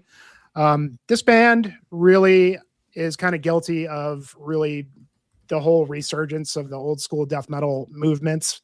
I feel like them and a couple other bands that sort of were spearheading the kind of the new rehash of that stuff, and put out 3 really, really awesome records just in that style. Just really catchy, really well-written songs, really good death metal. And then they just surprise dropped this album. The Enduring Spirit. And this one, I don't know, they really shifted what they're doing in terms of trying to be, a progressive death metal band at this point. But the change here is so jarring to me that it just never really sat right with me. And I like some prog death here and there. And I think there are other bands that have kind of worked up to it better than others.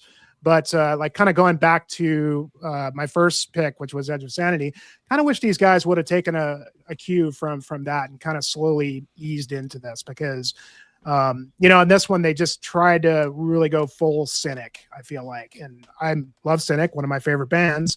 But this, they really, really pushed that side of the sound to the point to where it was kind of almost unrecognizable for me as to what they were doing.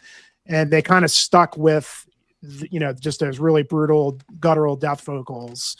And I've heard the band kind of talk about how they just kind of went for it and thought that it just really worked. And I guess it just didn't really work as well for me.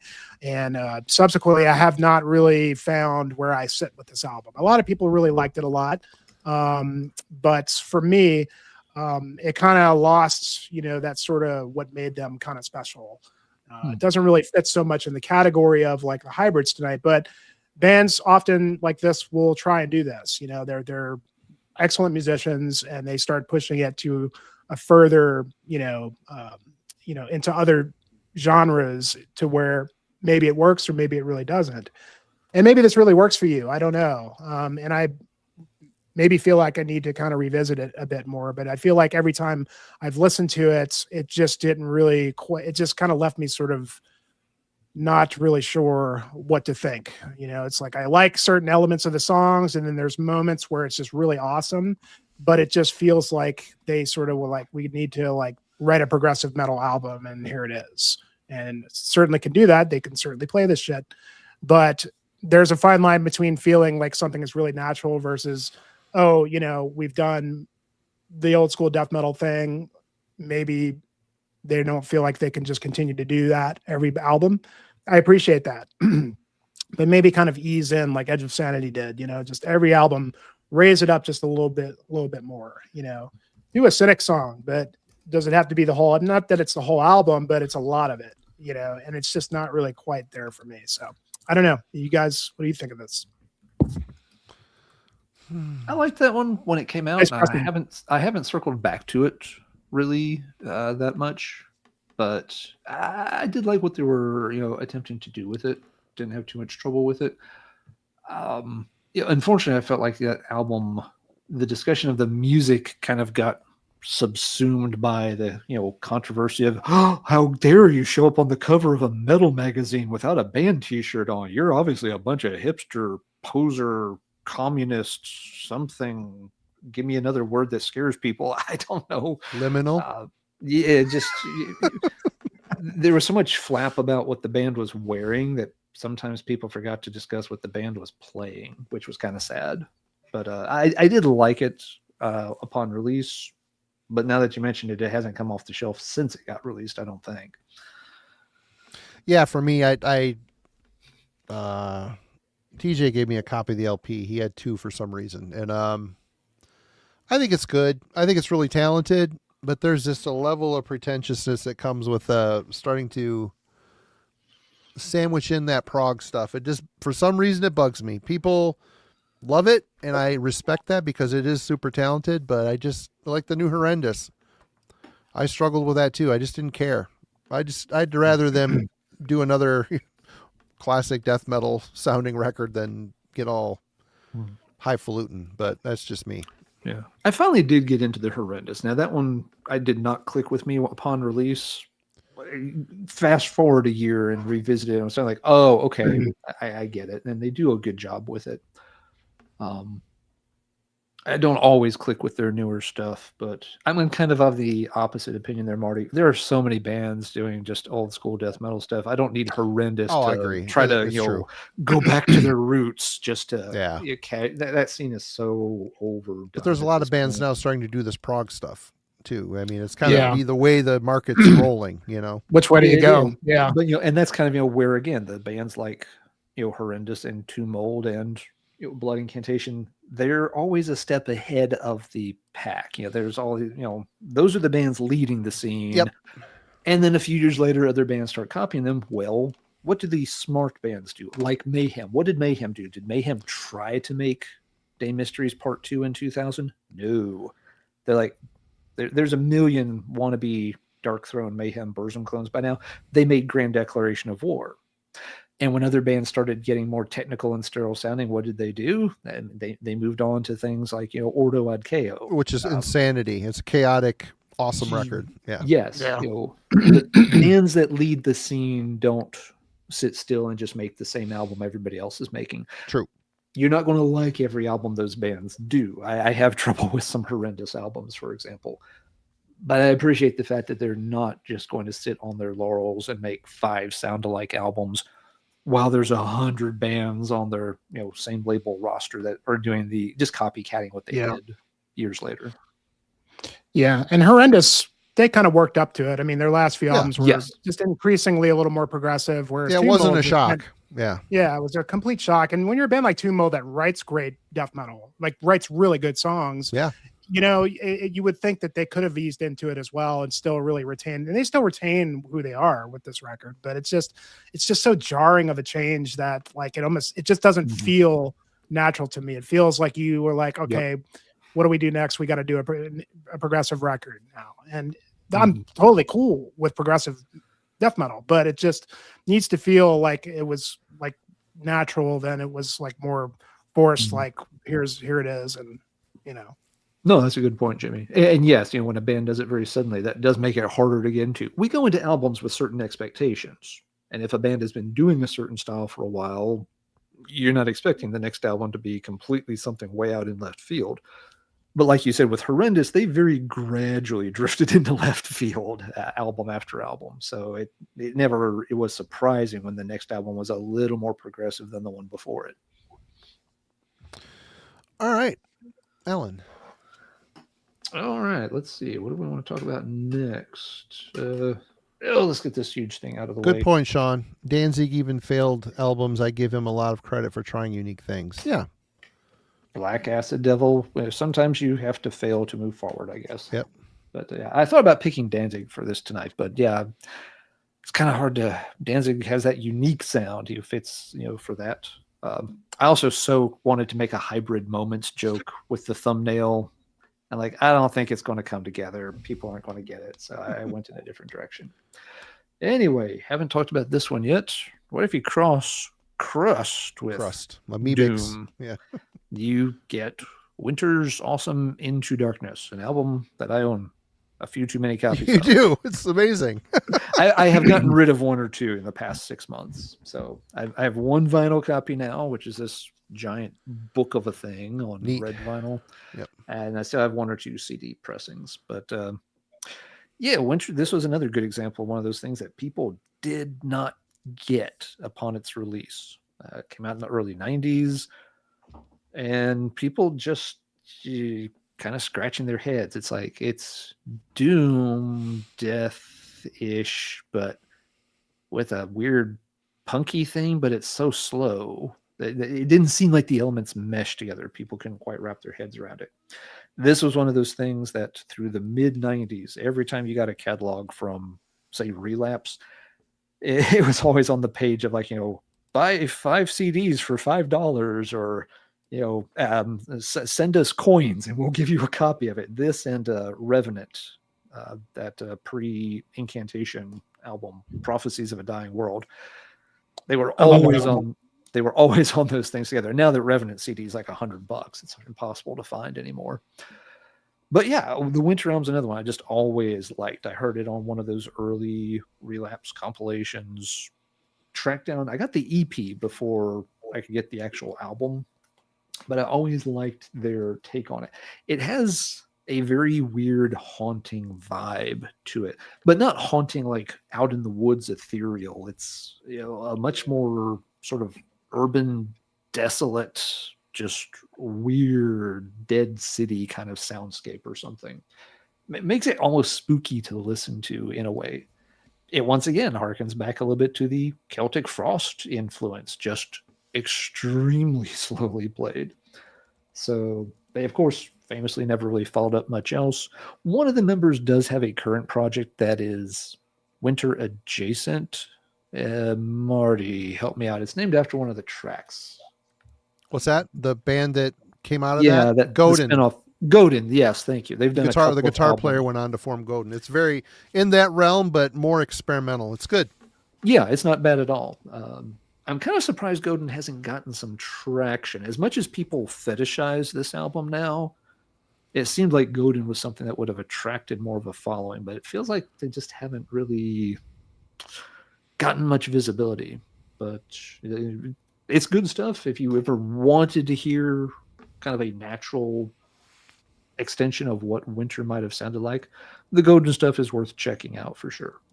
But yeah, Winter, you mix some crust punk with some Celtic Frost and some doom, and you go into darkness. Yep. And I can dig that. Yep. The album looks like that cover. I mean, it's kind of the perfect picture for that. Yes, what that album sounds like. That's a great point, Marty. Yeah, this album sounds like the cover looks, and it's always kind of nice when the music makes that connection with the artwork. It really does add an extra dimension to albums when that occurs. All right. Well, let's go to England. Great pick. Yeah, definitely. Oh, thanks. Godflesh, Street Cleaner. Nice. This was the kind of their breakthrough. They had an EP out before this, which I love. The self-titled, love that album. And this is Justin Broderick and Bernie, can't remember his last name. Well, Justin was very much, he was in Head of David. He was in Napalm Death for a minute. And started Godflesh, which is, there's definitely a crusty vibe to Godflesh, but very much just a very Swans, very metal, droning, repetitive, industrial. They completely use an Alesis HR16 drum machine on all this classic stuff, and it just has a drone to it. And with Street Cleaner, it's a little bit more noise. The textures and the ambience is more of a noise wall, whereas an album like Slave State is Godflesh veering off into techno territories, which when this album came out, I didn't care for it, but later on, I listen to it now and I think it's rules. It's just super catchy, repetitive techno type stuff. But they're one of those bands that have maintained their sound throughout all their albums, whether the production improves or is a little more earthy or organic. And it's just, if you can get past the repetition, which I think might be a sticking point for a lot of people, I think this stuff is great. It kind of lives in its own world.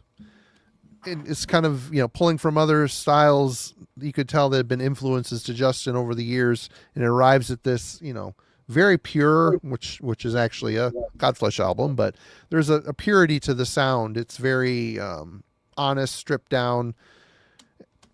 Dig it. I dig it. They're one of those bands. And early Pitch Shifter too could be lumped in with this because they very much aped the Godflesh sound. But yep, for industrial noise and other type of alternate non-metal genres mixed in with metal, I think those guys are definitely, there's a reason why they've been together for so long. They took a hiatus for a while, but people respect it because it is so unique. And whether you like that or not, I understand. If you don't like it, I can see why, because I think it takes people that are a little more well-versed in other styles and a little bit more patient listeners. Because like I said, there's a lot of repetition, especially on albums like Selfless, which is one of my favorite Godflesh records. Very repetitive, but it sounds so good and it's so hard-hitting. Very, like I said, it's very honest. I dig it. Yep, Hybrid band for sure. Yeah, good pick, Marty. I hadn't heard Street Cleaner in like probably close to 30 years, but about 4 months ago, I heard it again, and I've played that album a ton in the past few months. It is, a really, really good listen. Yeah. It fell through the cracks and never resurfaced for decades for me. I gotta say, Alan, there's been a lot of awakenings with you here lately. You got Voivod, you got the Somewhere in Time thing. What is going on? It's crazy. It's a funny comment, but no, it's also a very true observation. I have really been making a point to try to go back and revisit stuff more. Yep. Say in the past 6 months or so. I'm a lot less stuff is getting ordered and purchased. And I'm kind of digging through the racks, digging through things like I had but got rid of, but I did save it on MP3s. It's like, oh yeah, let's blow the dust off those MP3s. Wow, that's a mixed metaphor. But yeah, let's give some of these things a spin that haven't been touched in so long. I almost forget what they sound like sometimes, or just like, I remember kind of liking Street Cleaner, but then I stopped listening to it. Maybe I didn't like it. Well, let's find out. Holy fuck, this is heavy. I like it. It's just uncompromisingly. It's like being hit with a hammer over and over and over. It really is. Sometimes little things make a difference too. I mean, I have a much nicer stereo system now than I did 30 years ago. Maybe it just didn't sound as great back then, but put it over here with the nicer, and it's not a really high dollar system I've got, but still putting it on, turning it up a little louder, really, having something like, for, they breed like rats, just, pounding out of, a nicer pair of speakers. It's just like, whoa, that sounds fucking evil. Slightly pitch shifted vocals. It just makes it sound so evil, Yeah. That's a good word for it. Yeah. Good pick. All right, Jimmy, what you got? Yeah, sad to hear about Justin Broderick's health issues. Apparently he's not able to play anymore, or maybe he's perform live. Touring, I think. I mean, he's got some apparently bad hernia. He's got very thin stomach walls or something. I don't know. I didn't quite understand what's going on, but he had a very extensive hernia operation, and I think it's a little, he don't dare re-injure it or he'll be in trouble. So that kind of thing can take a while to recover from in the first place. And if you screw it up a second time, it's going to just be even worse. Yeah, and rest in peace, Chuck Norris. Yep. I saw that today as well. Just talking about it in the chat. Sorry. You're up, Jimmy. I'm going to go use the potty. I'll be right back. Right on. Well, it came up in the chat a little bit earlier, so I think this is a band worth discussing really quickly, is Void Ceremony, Threads of Unknowing.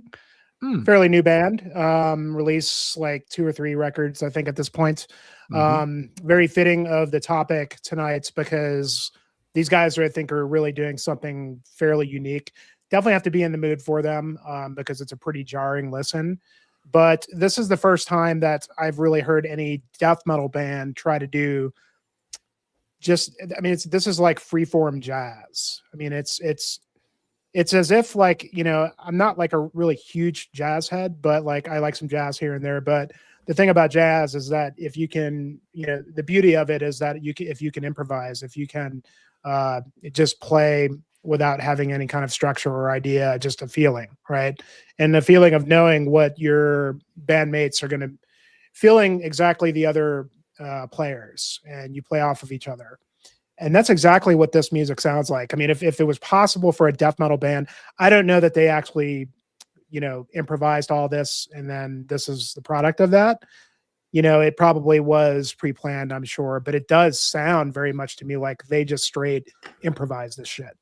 Like the players know each other so well that they could just freeform, write death metal songs. Crazy, like, Gorgutsian kind of structure, not progressive of any sense, I would say, more just very angular, like dissonant, weird death metal kind of shit. A lot of big name players. Phil Tugas is on this. Charlie Corinne, the drummer, great drummer, is in all kinds of bands, different projects these days, really doing good stuff. And also Damon Good on bass of Mournful Congregation fame. It's kind of an all star-studded group of guys.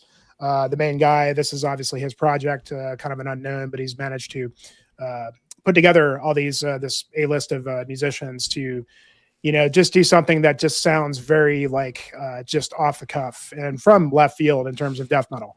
Very unique, very different. And again, Falafel Demolik, certainly I would throw in there as well. But yeah, man, it's just like if you could ever think of a death metal band that could just sit down and just, I do wonder at what level, like, did the main guy come in and just say, okay, like here's like kind of a basic framework, just go and just do whatever.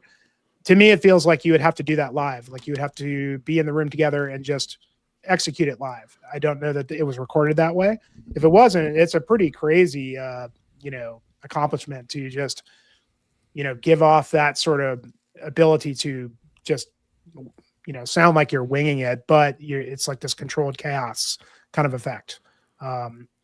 Yeah, they just put out a new record last year. I really haven't gotten to it too much. I mean, this is one of those bands that I just really kind of have to be in the mood for. I don't know that I have to own everything that they throw out there, but yeah, very unique, very different, and definitely doing something just kind of off the cuff and from the left field in the genre today. So Void Ceremony, very cool stuff. Marty, you got into those guys, did you not? Or Yeah. Band? Yeah. I never checked out their latest, but I did I'm a Damon Good fan. I love his bass work. So. Oh yeah. Mm-hmm. All right. Alan. All right. What happens if you try to mix death metal with classical heavy metal? Just good old fashioned love of 80s metal. But you death metal, you got to find a balance between the two. Well, you end up deceased. King Fowley's Mob, they found a cool balance between the two. I picked I picked Surreal Overdose for tonight. This is a great deceased album that does not get mentioned all that much. Fearless Undead Machines is the benchmark. It's the album that established this sound for them, and they built really nicely on it with Supernatural Addiction as the follow-up. But they had albums before that, but those albums definitely stuck more to the death metal blueprints. Huh? Gotcha. Yeah, okay. Pause for some kind of effect. Not Pause dramatic. for Not dramatic necessarily. But yeah, I like the debut from Deceased. Blueprints is an album I've always tried to like, and it just never has quite got there. But when King and the guys fully embraced their love of all things heavy metal, and again built that into the sound, it's not just death metal with a clean guitar solo. It's the two styles intertwined and became their own. And very few bands have really followed up on that. There's a few here and there, that do some things a little bit similar. But I think that's, been a part of, Deceased's legacy. King is obviously quite a character. we need to get him back on. It's been a minute. I was thinking earlier tonight that, we got to reach out to him. I mean, he was relocating and stuff. He had a lot of things, life he's stuff been going on. Touring. He's been busy as shit. Oh yeah, he's hard to catch, but we should definitely reach out and see if he'd like to be back on. It has been a while, but yeah, besides just King's larger than life personality, the fact that the band found a very unique niche and do it very, very well. It never comes across as cheesy or ham-fisted or anything. They really nail it and have been for a long time now. So Deceased, one of the death metal bands that actually took a step back, found their true metal passion, and absolutely got it worked into the mixture just right. And yes, if you've missed some of their later albums here and there, Surreal Overdose is really, really top-notch stuff from them. Yeah. There's not a bad Deceased album. I really wouldn't isn't. even call Blueprints of Madness a bad album. It's just not the album for me. But yeah, this one does not get talked about, and it should. It's one of their highlights, I think. So I thought Deceased fits the hybrid category from that angle. All right. Well, it's easy there was a whole hot minute there where metal bands or people that were in metal bands start projects that were borrowing from industrial music. So I thought it would be interesting to grab the other way around, where industrial musicians decided, hey, let's mess around with some metal stuff. And that would be Skin Chamber. This is Chris Moriarty and Paul Lemos from the project known as Controlled Bleeding, which is a long-running... they had my favorite is their industrial era, very dark and very interesting industrial. And they've done a lot of noise stuff, just straight up kind of noise. And they decided to dip their hands in the metal, try to mess around, mixing their style with the metal realm. And Skin Chamber is the result. This is their debut, Wound, and they followed it up with Trial. Now, Wound kind of looks like those guys do there in the rust and in the chains, but this thing is very harsh, very harsh. They don't really quite have the grasp on the melody. It's just very hard hitting, unrelenting. It isn't necessarily fast. It's just very plodding and harsh. On Trial, they get a little bit more complex. Their guitar work gets a little bit better. There's actually some riffs here. There's some licks that they throw in. But yeah, again, it isn't easy listening metal. I mean, not that metal is easy listening, but there is structure and form here. Like I said, they're out to make you hurt a bit. Like I said, if you're primarily a noise musician and you're moving in and picking up a guitar and, okay, how do I emulate the metal realm? Ooh, it's harsh. It's harsh. So, I mean, this isn't feel good, driving in the summer with the windows rolled down, cranking this out the window type stuff. It's, I mean, even the band photos, it looks like an industrial band. But, yeah, I thought, but still, I like it. It's interesting. I'm not in the mood for this often, but when I am, it has that unique take on the metal genre. It's interesting hearing it go the other way. You know what I mean? So, yep, Skin Chamber. Check them out if you've never heard them. Jimmy. Let's see. Well, I mean, this is one maybe kind of in the similar vein of bands that maybe like tried something different and maybe it didn't quite work as well. For me, this one worked pretty good. Be curious to see what you guys think here. But Pestilence Spheres. Yep, so interesting. Jazzy.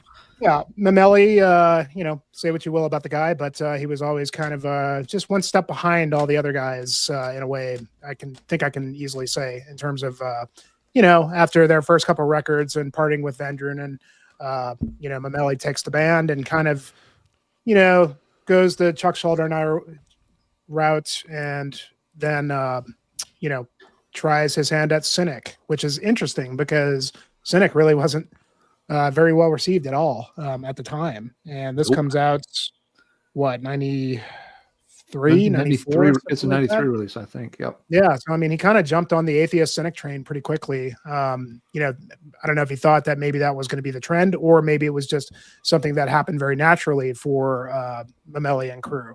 And obviously recruiting a bassist that would become largely acclaimed later on with your own Tessling. and to kind of bring this sort of more progressive, edge to the band, which I think that probably a lot of people really weren't too hip to at all. Most people really love the Vendrinen era, of course. That's their Pestilence. Personally, I thought Testimony of the Ancients was a great album, and really kind of proved that they still had a lot to show, with what they were doing as a Dutch death metal band, competing with so many bands at the time. But this was a one and done. Pestilence doing a more fusiony, synthy, progressive, but still death metal album. I actually quite like this album. I think it worked pretty well. Could they have kept doing this? I don't think so.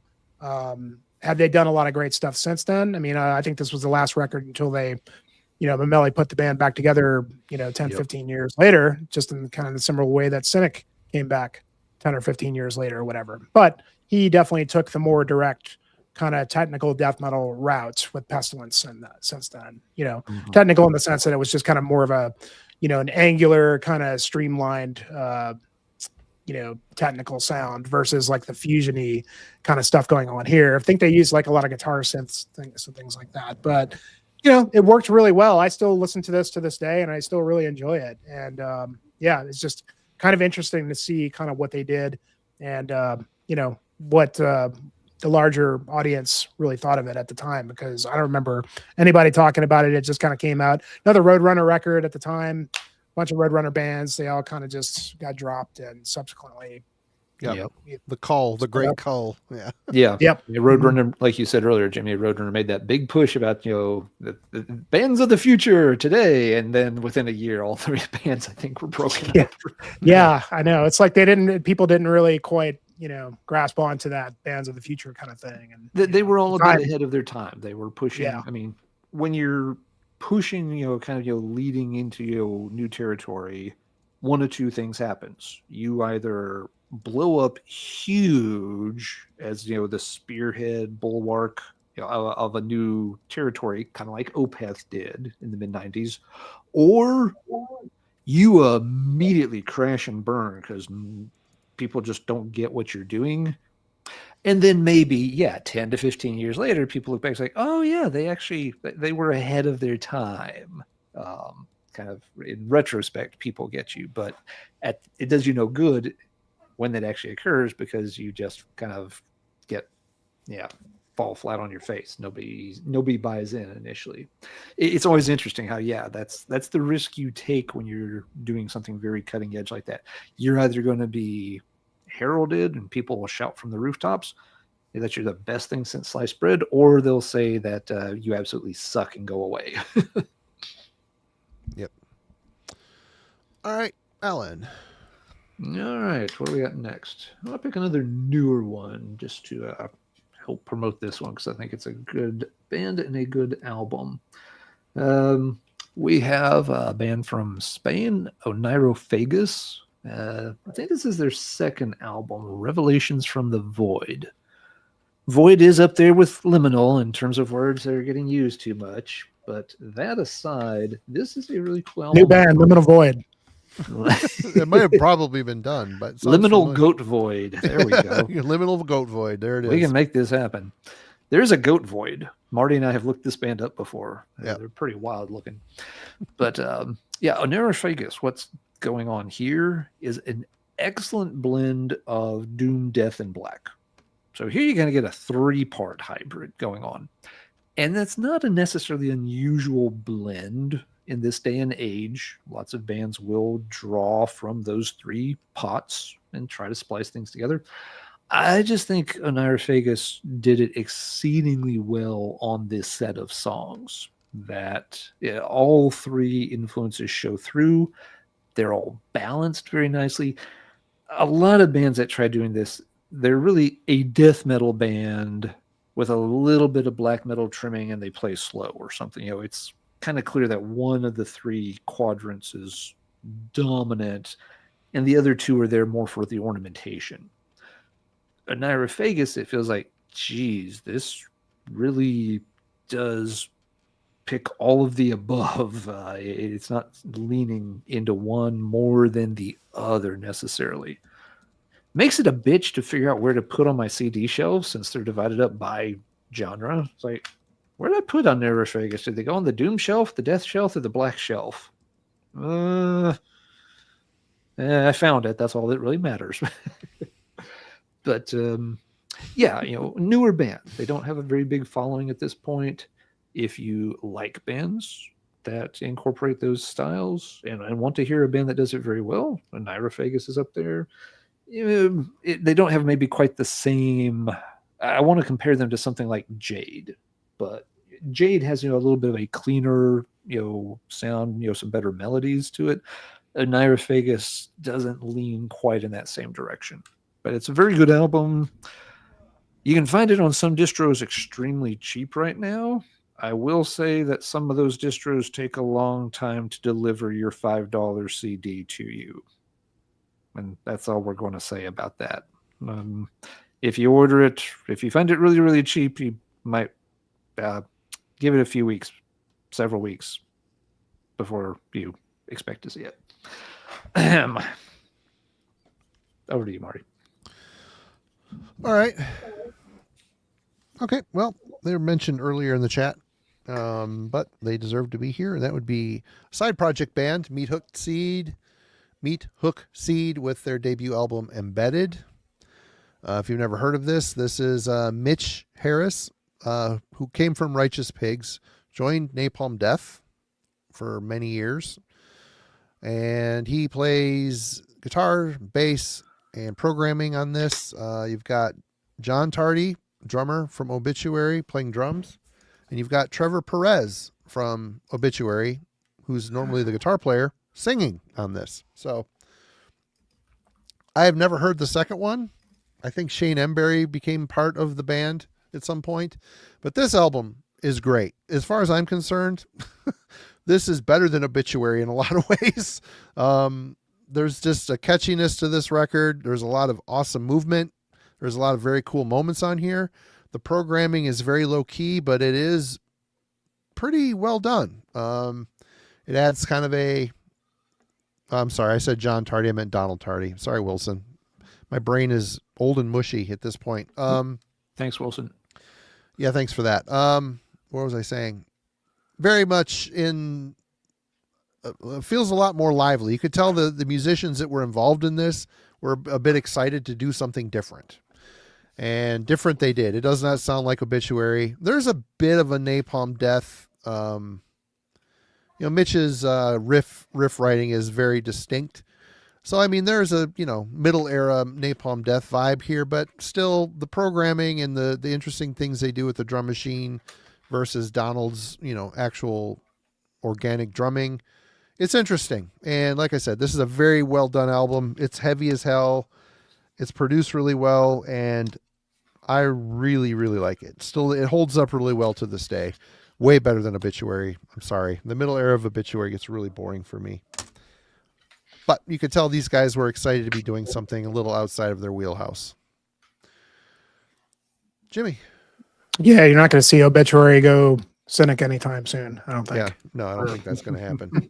No. Yeah. Obituary does obituary things, and hey, they know their lane and they're good at it. They're very good at it.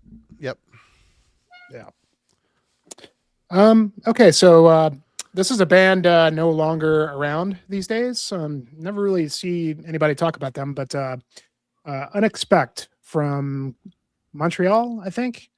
Never heard of them. Unexpect. So this came out on the N Records, actually. This band, I had never really known anything about them, and I went to go see Nile one time about 15 years ago or something like that. And this band was one of the opening bands, and they absolutely just blew my mind. So cool. This is very avant-garde, borderline like Arcturus kind of stuff, but a little bit more death metal than, Arcturus is black metal. The band has kind of a progressive edge to it. They play with a live violinist. Of course, they did. They're no longer around. They kind of saw this little kind of surge around the time that they released this record and one more after this.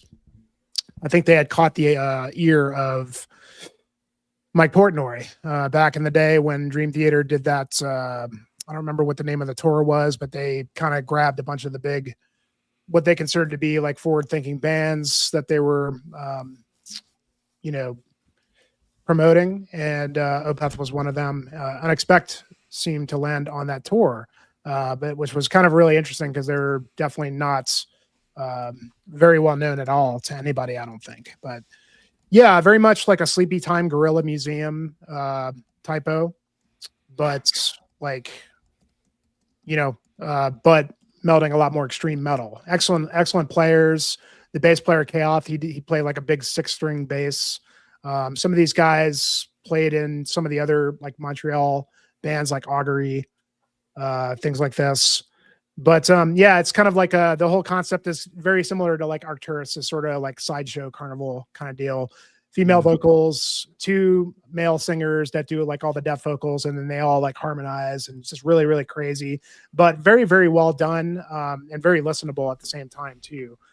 Released 2 full lengths, I think, and an EP, and then they just disappeared into the ether. But yeah, if you're into like you know, the better side of Arcturus, but sounding a little bit more listenable, a little bit more death metal, yeah, you should check this out. It was really, really cool stuff. They put on a hell of a show, I remember when I saw them, and just kind of totally won me over. But just a really like oddball kind of Canadian, just avant-garde extreme metal band. So yeah, Unexpect. This album is called In a Flesh Aquarium, and yeah, just really weird, cool stuff. Interesting. Yeah. Yeah, that whole visual aspect of Arcturus was the one thing that always kind of bugged me about Arcturus. You know, musically very interesting. I never really liked the whole cosmic gesture kind of, you know, look they went for, especially, you know, on like the last few albums. I don't know. For some reason, that always was a bit of a turnoff to me. And the whole gesture thing, they would kind of dress up like that live, but live, you watch them play live, they're kind of boring. They don't. I mean, not that you need to jump around and do all these kooky antics or anything, but I'm just saying the musicians are busy playing very complex music, and Vortex just kind of, I've seen him doing it where he's sitting on a stool singing.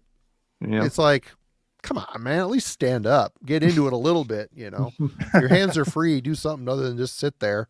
But anyway, yeah.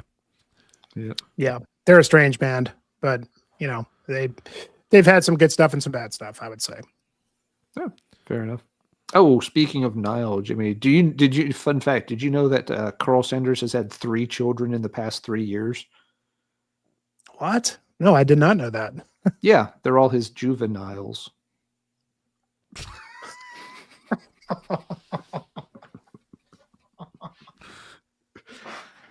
Did you just come up with that on the fly, or was that? Yep, pretty much. That's pretty good. The mind of Professor Steele is a scary place. Scary. See, he surprises you, and then he draws you in. He draws you in. He wins you over with his rally against the word luminal and luminile. There. Luminiles. They're right there. That'll be the next Nile album. It'll be like the cover will be like, you know, very twilighty. So like the crocodiles will be half out of the water, half in the water. Luminiles. I might buy it anyway. That's really like really edgy and cool. Yeah. Indeed. Hey, they can actually we found a home for that whole what was it that Aaron was on about earlier? The mummified penis cock or something. What? That's something Nile could work into a song for sure. You know, mummified ithophalic. There you go. Oh, there you go. Throwback to the 5th album. Yep. It's coming together in kind of. That's a good record. Way. That's a good record too. It is a good album, and for some reason, that seems to be like ranked relatively low by a lot of people. I think it rules. It rips. Ithophalic? Yeah, that one's great. Yeah, I think it's a very strong album in their catalog. Okay, well, okay. Before we go any further down the Nile, let's circle back to Okay, I'll stop. Let's check out. Black metal and punk has been fused repeatedly at this point, but one of the early adopters of that style that doesn't get mentioned a whole lot were Carpathian Forest. They didn't do it on this release so much. This is just the one I pulled off the shelf. This is an early one from through, I always get the name of this wrong, through Chasm Caves and Titan Wood. Titan Wood. Yeah, the Titan is the wood I always mess up. But pretty soon after this, by the time you got to Black Shining Leather, you started to hear more punk work its way into the song structures, which at the time most black metal bands were not tinkering with. Black metal bands, of course, even some of the early guys on the scene were aware of the whole hardcore scene and the UK scene in particular, probably, but it didn't manifest in earliest second wave black metal. Carpathian Forest was one of the first ones to start making that happening, and I thought they were pretty good at it. This was a band I always thought was a little underappreciated.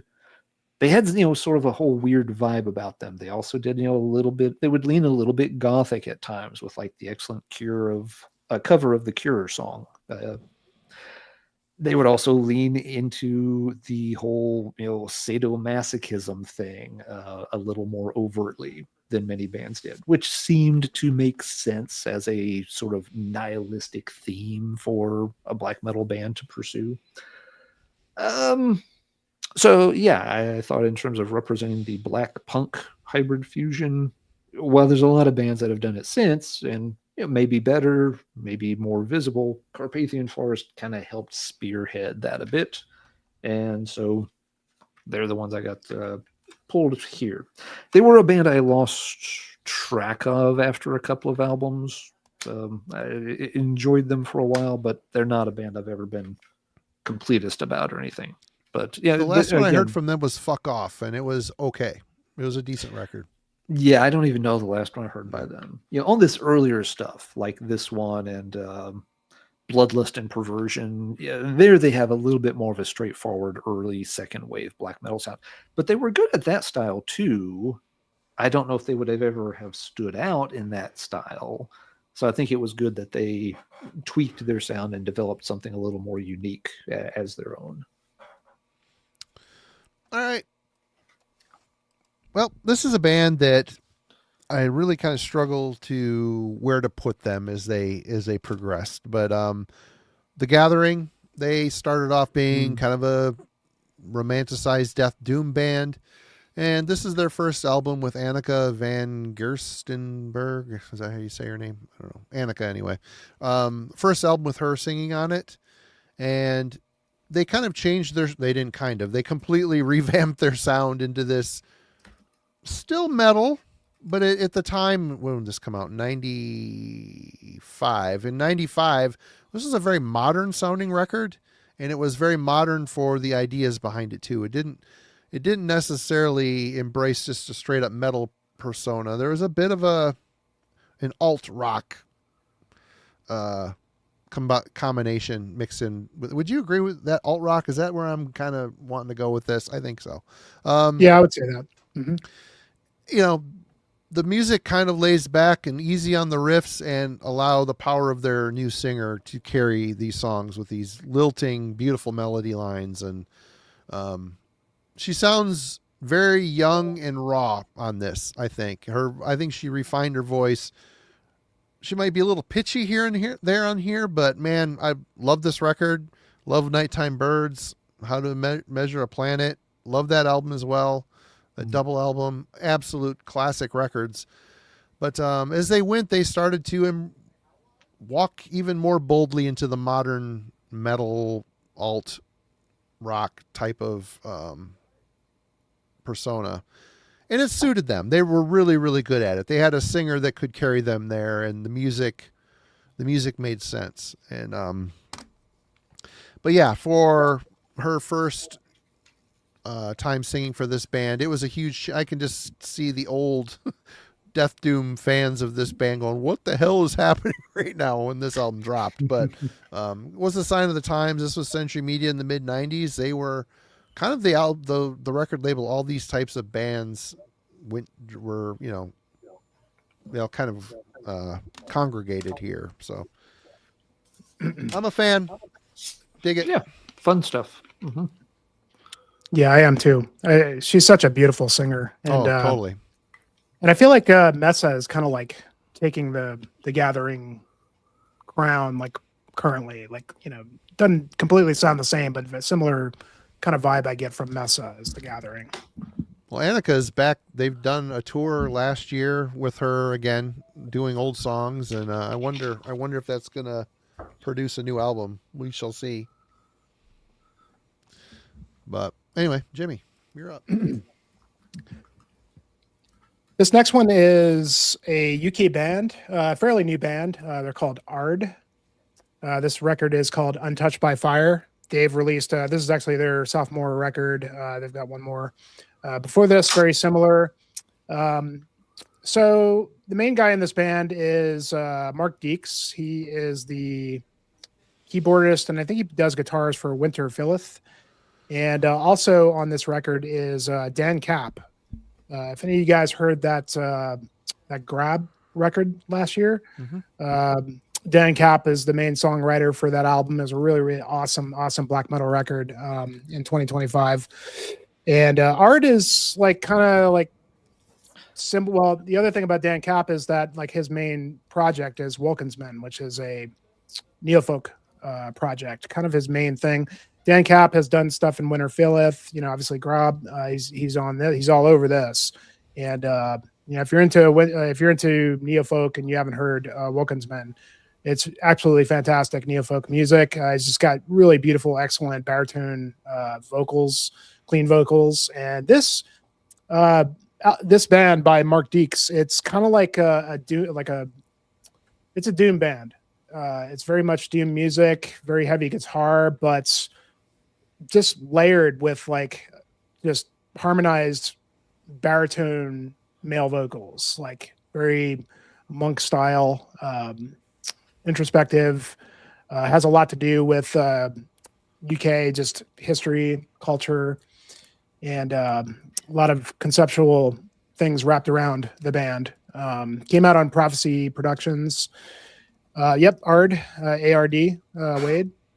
And really, really just fantastic stuff. If you like Dan Kapp, he's just all over this thing. And just doom music, but just overlaid with just absolutely beautiful, clean vocals. Very, as I described Lichgate earlier, just pastoral kind of vibe to what they're doing.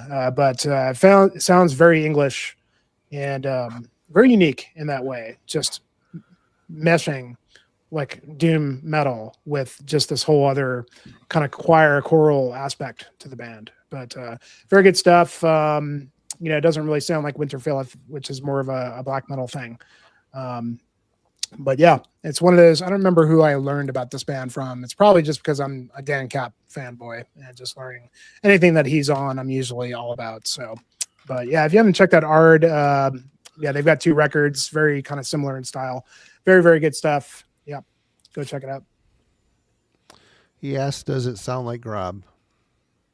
No, not at all. No. Grob is more of a black metal, Bavarian black metal kind of thing. Definitely unto its own, that band. But no, this is not black metal at all. It's very much like doom metal, just really slow, kind of plodding, no extreme vocals whatsoever, but just really beautiful vocally, if you're into that sort of thing. But Wade, I think you would dig it for sure. All right, Ellen. Okay, this is a hybrid that is kind of maybe starting to peek through a little bit. Hadn't heard bands do this before, but I think a couple are now trying it.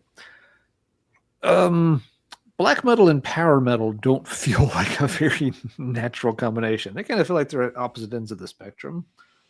But you've got bands like Moonlight Sorcery that are starting to cross that line. This is their EP. I get the name wrong. Pearson Through the Frozen Eternity. You've got black metal vocals. A lot of the underlying music, though, is built on more European power metal structures, though. Lots of like big, flashy, fast guitar solos all over the place. So, yeah, blackened power metal. I don't think we want to call it black power metal. That probably gives the wrong impression. But yeah, it's a weird combination, but it does kind of work here. Now, I haven't been fully on board with everything the band's done recently. They did another EP really soon after this one that I don't think hit the mark quite right. It feels like here they had the two styles spliced together really nicely. Then the follow-up EP, which has a red cover, it feels like, no, they're your equilibrium's all off.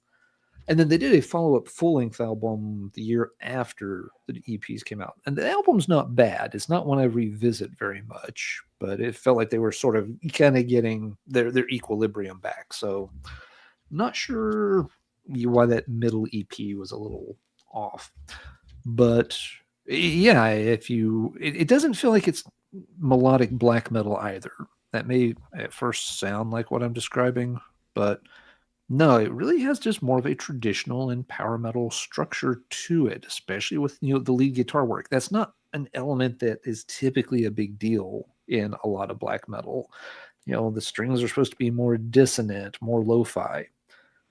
Take the vocals off of this, and yeah, you've got a lot of that kind of power metal showmanship going on behind it. So it's an interesting combination, and I really do like this particular EP from the band. I think that's their best release so far. With the LP has a really kind of funny name. It's like Lord of Thorn Castle or something similar to that. It's a little hard. It's a little bit of a tongue twister, which makes it feel a little bit cheesy. Doesn't help matters.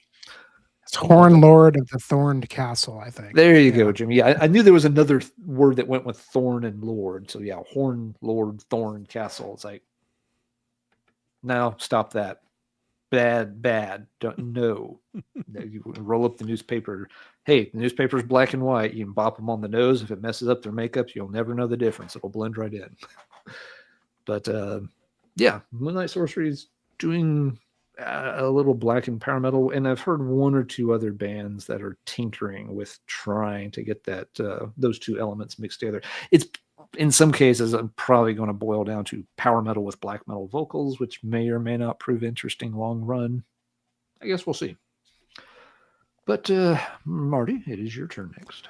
Yeah, Simon's right here. When you said power metal mixed with black metal, I'm like, oh, he's going to show Bal Sagoth, and it was not the case. Yeah, I mean, Bal Sagoth, I feel like is almost more. It's close, but it almost feels more like dark metal mixed with epic metal. Yeah. Going for the. They don't have the black metal vocals as probably. This one's really all about the narration and song titles that are 15 lines long. Yep. Bal Sagoth is fun, but for me, the joke kind of wears itself out a little bit with Bal Sagoth. It's just not one I want to revisit very much, but they're fun. Starfire burning upon the ice-filled throne of Otomathul. Great record. They are fun out. That is my favorite by them. It's a fun. The titles can be fun to say, if nothing else. The debut's also good, and I also like Battle Magic a lot. Battle Magic, yeah. Fun. Battle Magic, I never quite got into that one. The debut, I remember being okay, but yeah, I felt like Starfire was kind of was the right balance in between all of that. Yep. Anyway, it's your turn. All right. Still in the industrial stuff. Sorry. I really dug it for a hot minute there. Dead World with The Machine. This is the band's second album. Features Jonathan Kennedy on bass and vocals, who was at the time of this was the art director for Relapse Records. After Dead World, he's took on a career in the noise realm. He's also an artist, so he does a lot of art, and he had a project called Death Pile. What was the other one? I can't remember the name of it off the top of my head. But yeah, this is, the hype sticker really kind of sums it up. Colossally heavy, mechanized industrial metal augmented by disturbing sound experimentation. Fantastic artistic sonic ultra-violence. Parental advisory, explicit lyrics on the hype sticker, because that might sell a couple records, right? But this is, I guess, you could go in the Godflesh realm. It's the same kind of plotting drum machine. John's vocals aren't really affected much other than maybe a little reverb or chorus on them. and his vocal style is more of a narration. He's kind of talking the lyrics, standing with the sadist, kind of plotted, kind of monotonously speaking along with the music. And, the songs are catchy and plotting, and the sounds in the background keep it interesting. Again, this is another album cover that kind of sums up what the album's going to sound like. So yeah, definitely, if you've never heard of Dead World, they've done 3 records. The third one, Thanatos Descends, is very kind of noisy. I think it's just John. On this one here, the other guy, I think his name was Kevin Kopp or Klopp. Can't remember. But the duo, the music was a little bit more metal aligned, whereas as he went on, it was more noise. So definitely check it out. Dead World, The Machine. Jimmy. Yeah, that's really reaching. That's like, I remember seeing the picture that you have on the back of the CD there on the like Relapse comp or whatever it was, like in the early. Oop, you just lost your mic again, Jimmy.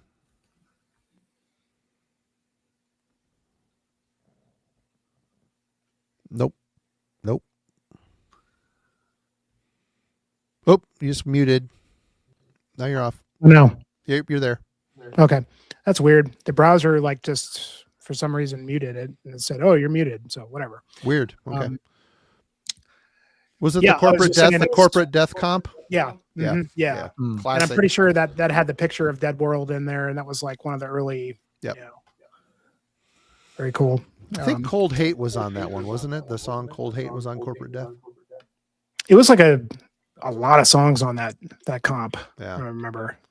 There was a lot of like grind and just weird stuff. It was interesting how like those early comps had a lot of that sort of industrial crossover, like Dead World, and there was another one, Kandiru and stuff like that. Which was Pat. Kandiru was I'm getting weird feedback from your mic. Patrick is one of the members of Kandiru. He used to work for Relapse as well, but he ended up starting Redstream Records. Anyway. Oh, okay. Yeah, and he was also the drummer for the band Hidden. Anyway, continue on, Jimmy.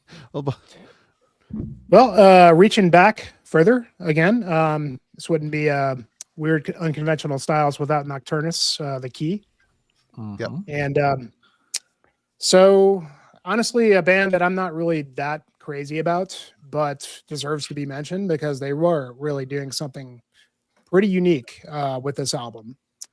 Lake of Fire, and Browning was also like, not only was there like a really cool sci-fi aspect to the band using like these weird like electronics and synths with the death metal. Mike Browning is a drummer doing vocals, so that was really cool. I remember, like, as a former drummer myself, always being enamored by drummers that could do vocals, especially playing heavy metal. One top one being Chris Ryford, of course. But Mike Browning, I think he was doing vocals on this, right? Am I wrong? Yeah, he was. Oh, he Yeah. Yep. No, he wasn't a very good vocalist, but Nope. but he did it. Yep.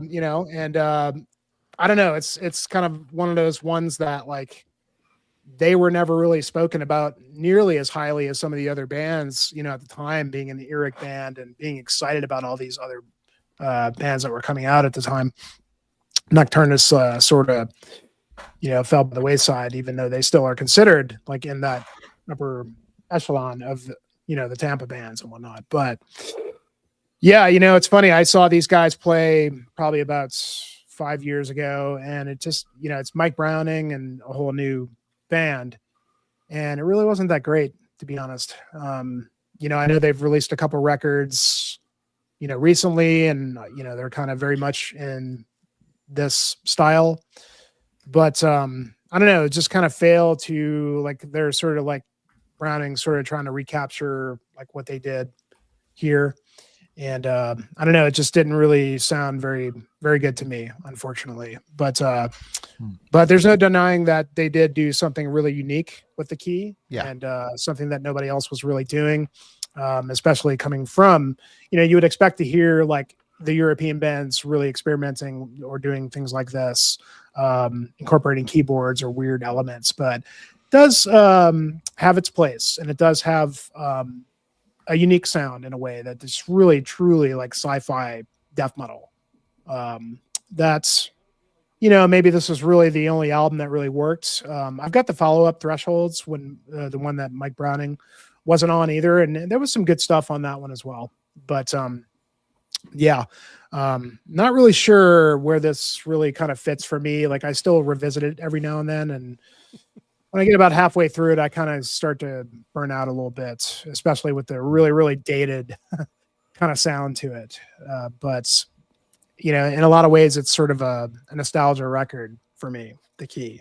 But you got to give it a due, though, because they were really kind of thinking outside the box at a time that kind of mattered, for bands to, especially death metal bands, to do something different. And at that time, it made people take notice because they were doing something unique. Yeah. Yep. And you gotta love the artwork; it's so killer. Oh, very cool. Yeah. Yep. Yeah, I like the first two Nocturnus albums. They have their flaws. They're not things I want to play constantly, but they're both good. Yeah, the comeback album with the different lineup, it's interesting. I mean, it has a very different sound to it. It's a lot more of a subtle album. It's okay, Yeah, it's not bad. I haven't played it in forever. That you feel like, that one very much, you can tell it's written more by Louis Panzer, the keyboardist, because and you can tell Mike Browning's not involved. There's his drum sound and vocals aren't there at all. And then you've got the Nocturnus AD albums, which are a good idea on paper, but I play them, I put them away, and I never touch them again. They haven't had any staying power with me. No, which is a little sad. But I do like the first two albums quite a bit. Thresholds is another one of those albums that kind of sounds like it looks. Just this, giant, interstellar, cosmic horror drama playing out. Yep. All right, Alan. All right. Now, I've mentioned before, black and thrash. That's a very patent formula these days. But it had to start somewhere. One of the early releases that really started to straddle that particular boundary was Merciless: The Awakening. Good album. Good album. Yeah, it is a good album. It's a good listen.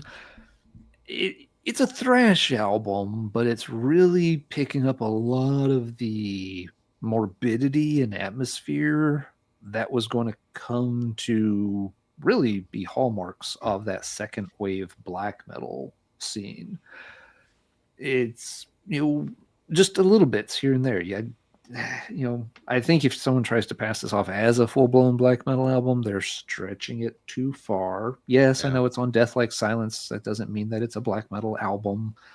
But yeah, it really shows that thrash played a role in the evolution of that style. And that's what makes it not just a good album, but an interesting album. That it wasn't just a scene based on trying to be the opposite of death metal. Those bands drew a lot on some of the more raw side of thrash. The early Sodoms and the early Destruction albums are the two that always get mentioned.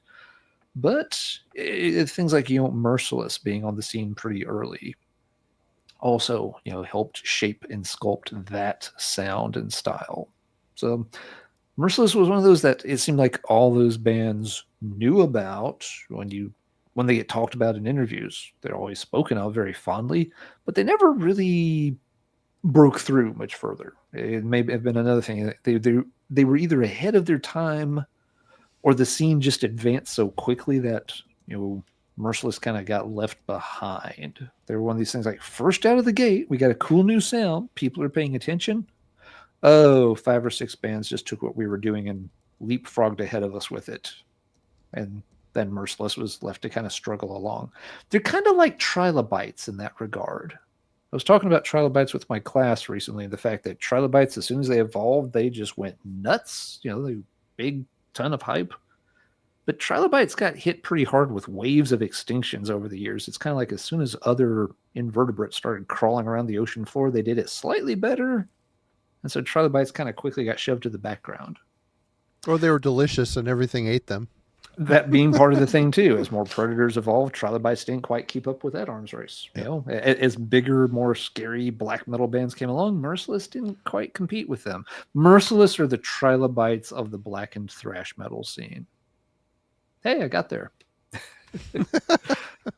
But yeah, it is a fun album. I think it's just a good representation of where black metal started to lean into thrash right around the latest 80s, early 90s. All right. I saw Alan mention it in the chat earlier. He thought I would pick this one. He was right. Skyclad, Jonas Arc. I picked this one mainly because I think the cover art's really nice. I like the color scheme. I like the design of it. But Skyclad, English band, Martin Walkier on vocals, couple of members from Sabbath in here, and Satan, I believe. Anyway, this is Sabbath, but with a folk element. You got the violin is this is an early progenitor of the whole folk metal scene, as far as I'm concerned. There might have been a band before Skyclad, but Skyclad definitely popularized it. If nothing they else, definitely showed metalheads what you could do with it. Whereas the fellow countrymen, My Dying Bride, they also incorporated the violin, but they made it more mournful as opposed to, English, Irish jigs sounding fiddle playing. My Dying Bride took it a far more like a funerary tool. But anyway, this is a great band. I think my favorite is their debut, Wayward Sons of Mother Earth. But they really had a nice run of stuff that was good, solid, fun. They hit a point, though, where it started. When you get to the album Folkymon, shit starts to, the writing on the wall. You kind of start caring less what Martin has to say. Even though his lyrics are always social / veiled in social political topics and quite clever. It gets old after a while. And, but Skyclad had a very nice run, and like we said, we're partial to popularizing the folk metal style, even all the way down to the Ren Fair garb. So. Very much. Oh yeah, they had the look. Yep.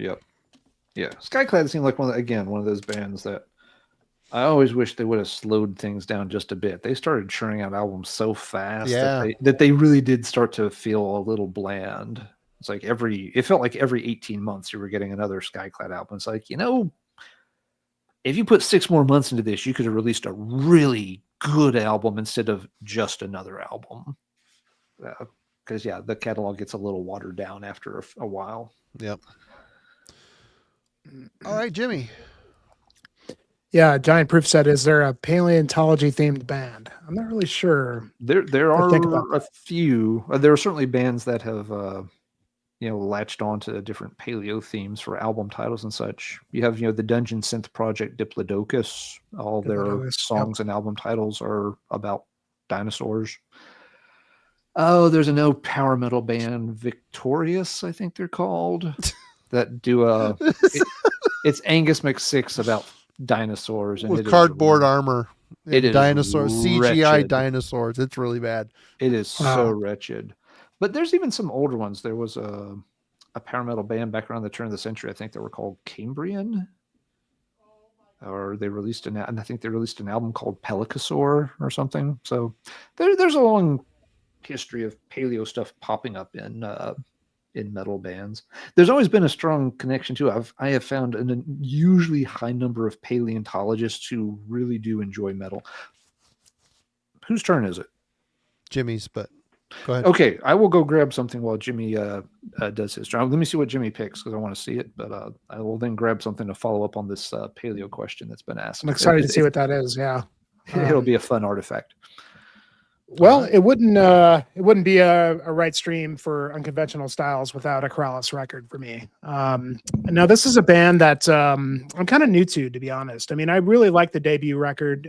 Came out 2000s or whatever it was. New York band introducing sort of a new style with black metal. I don't want to say new, but they kind of came up with Wolves in the Throne Room. I feel like they were both sort of getting a buzz at the time that both bands were kind of new on completely different opposite ends of the country, which is really cool. I ended up seeing Contreras with Wolves in the Throne Room opening up a Gojira show, which was really interesting pairing. But I always thought they were really cool. And this is a band that like they're definitely an oddball band that they just release albums like just completely without any notice. They're not signed to any labels, so maybe they were in the beginning, but they just consistently just come out with stuff before you really know it. And fast forward 15 years or whatever it is, they got like I don't know, like 20 albums or something like that. I like the first album, and then after that I just really couldn't. They were just a little bit too out there and weird for me, just almost to the point to where it was just like unlistenable in a way, like some of those mid-era like Contreras albums. But recently, in about the last 5 years, all the members of the band switched instruments. Not the drummer, but obviously Colin Marston is a mainstay in the band himself, and the bass player and the lead guitarist, they all kind of switched up.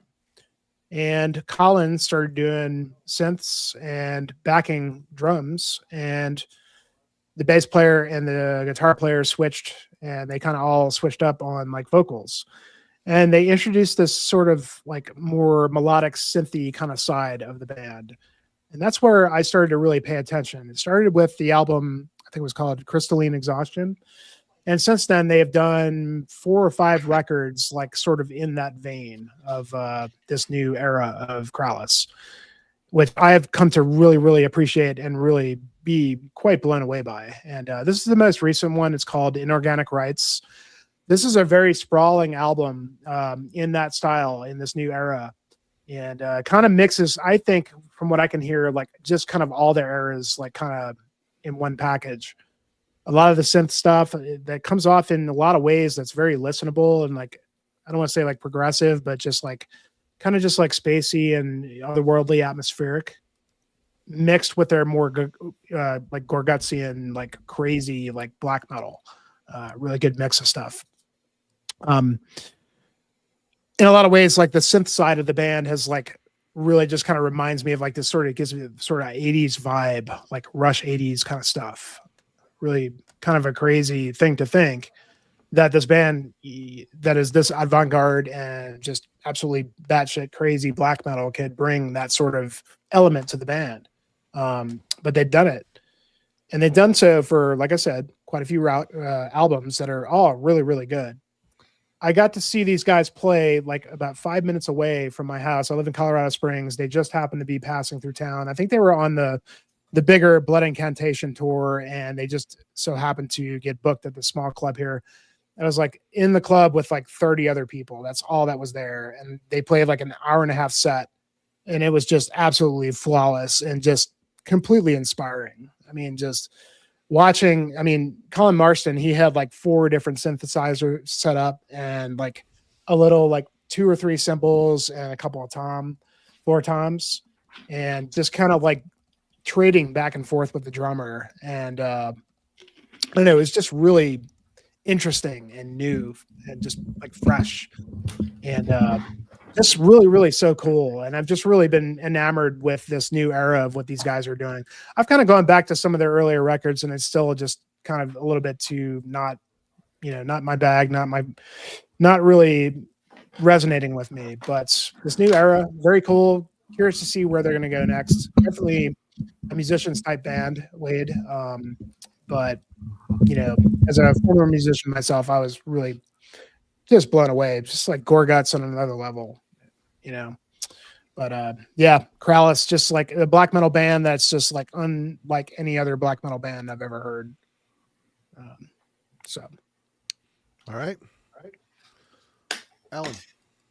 Okay, time for our short paleontology side tangent here.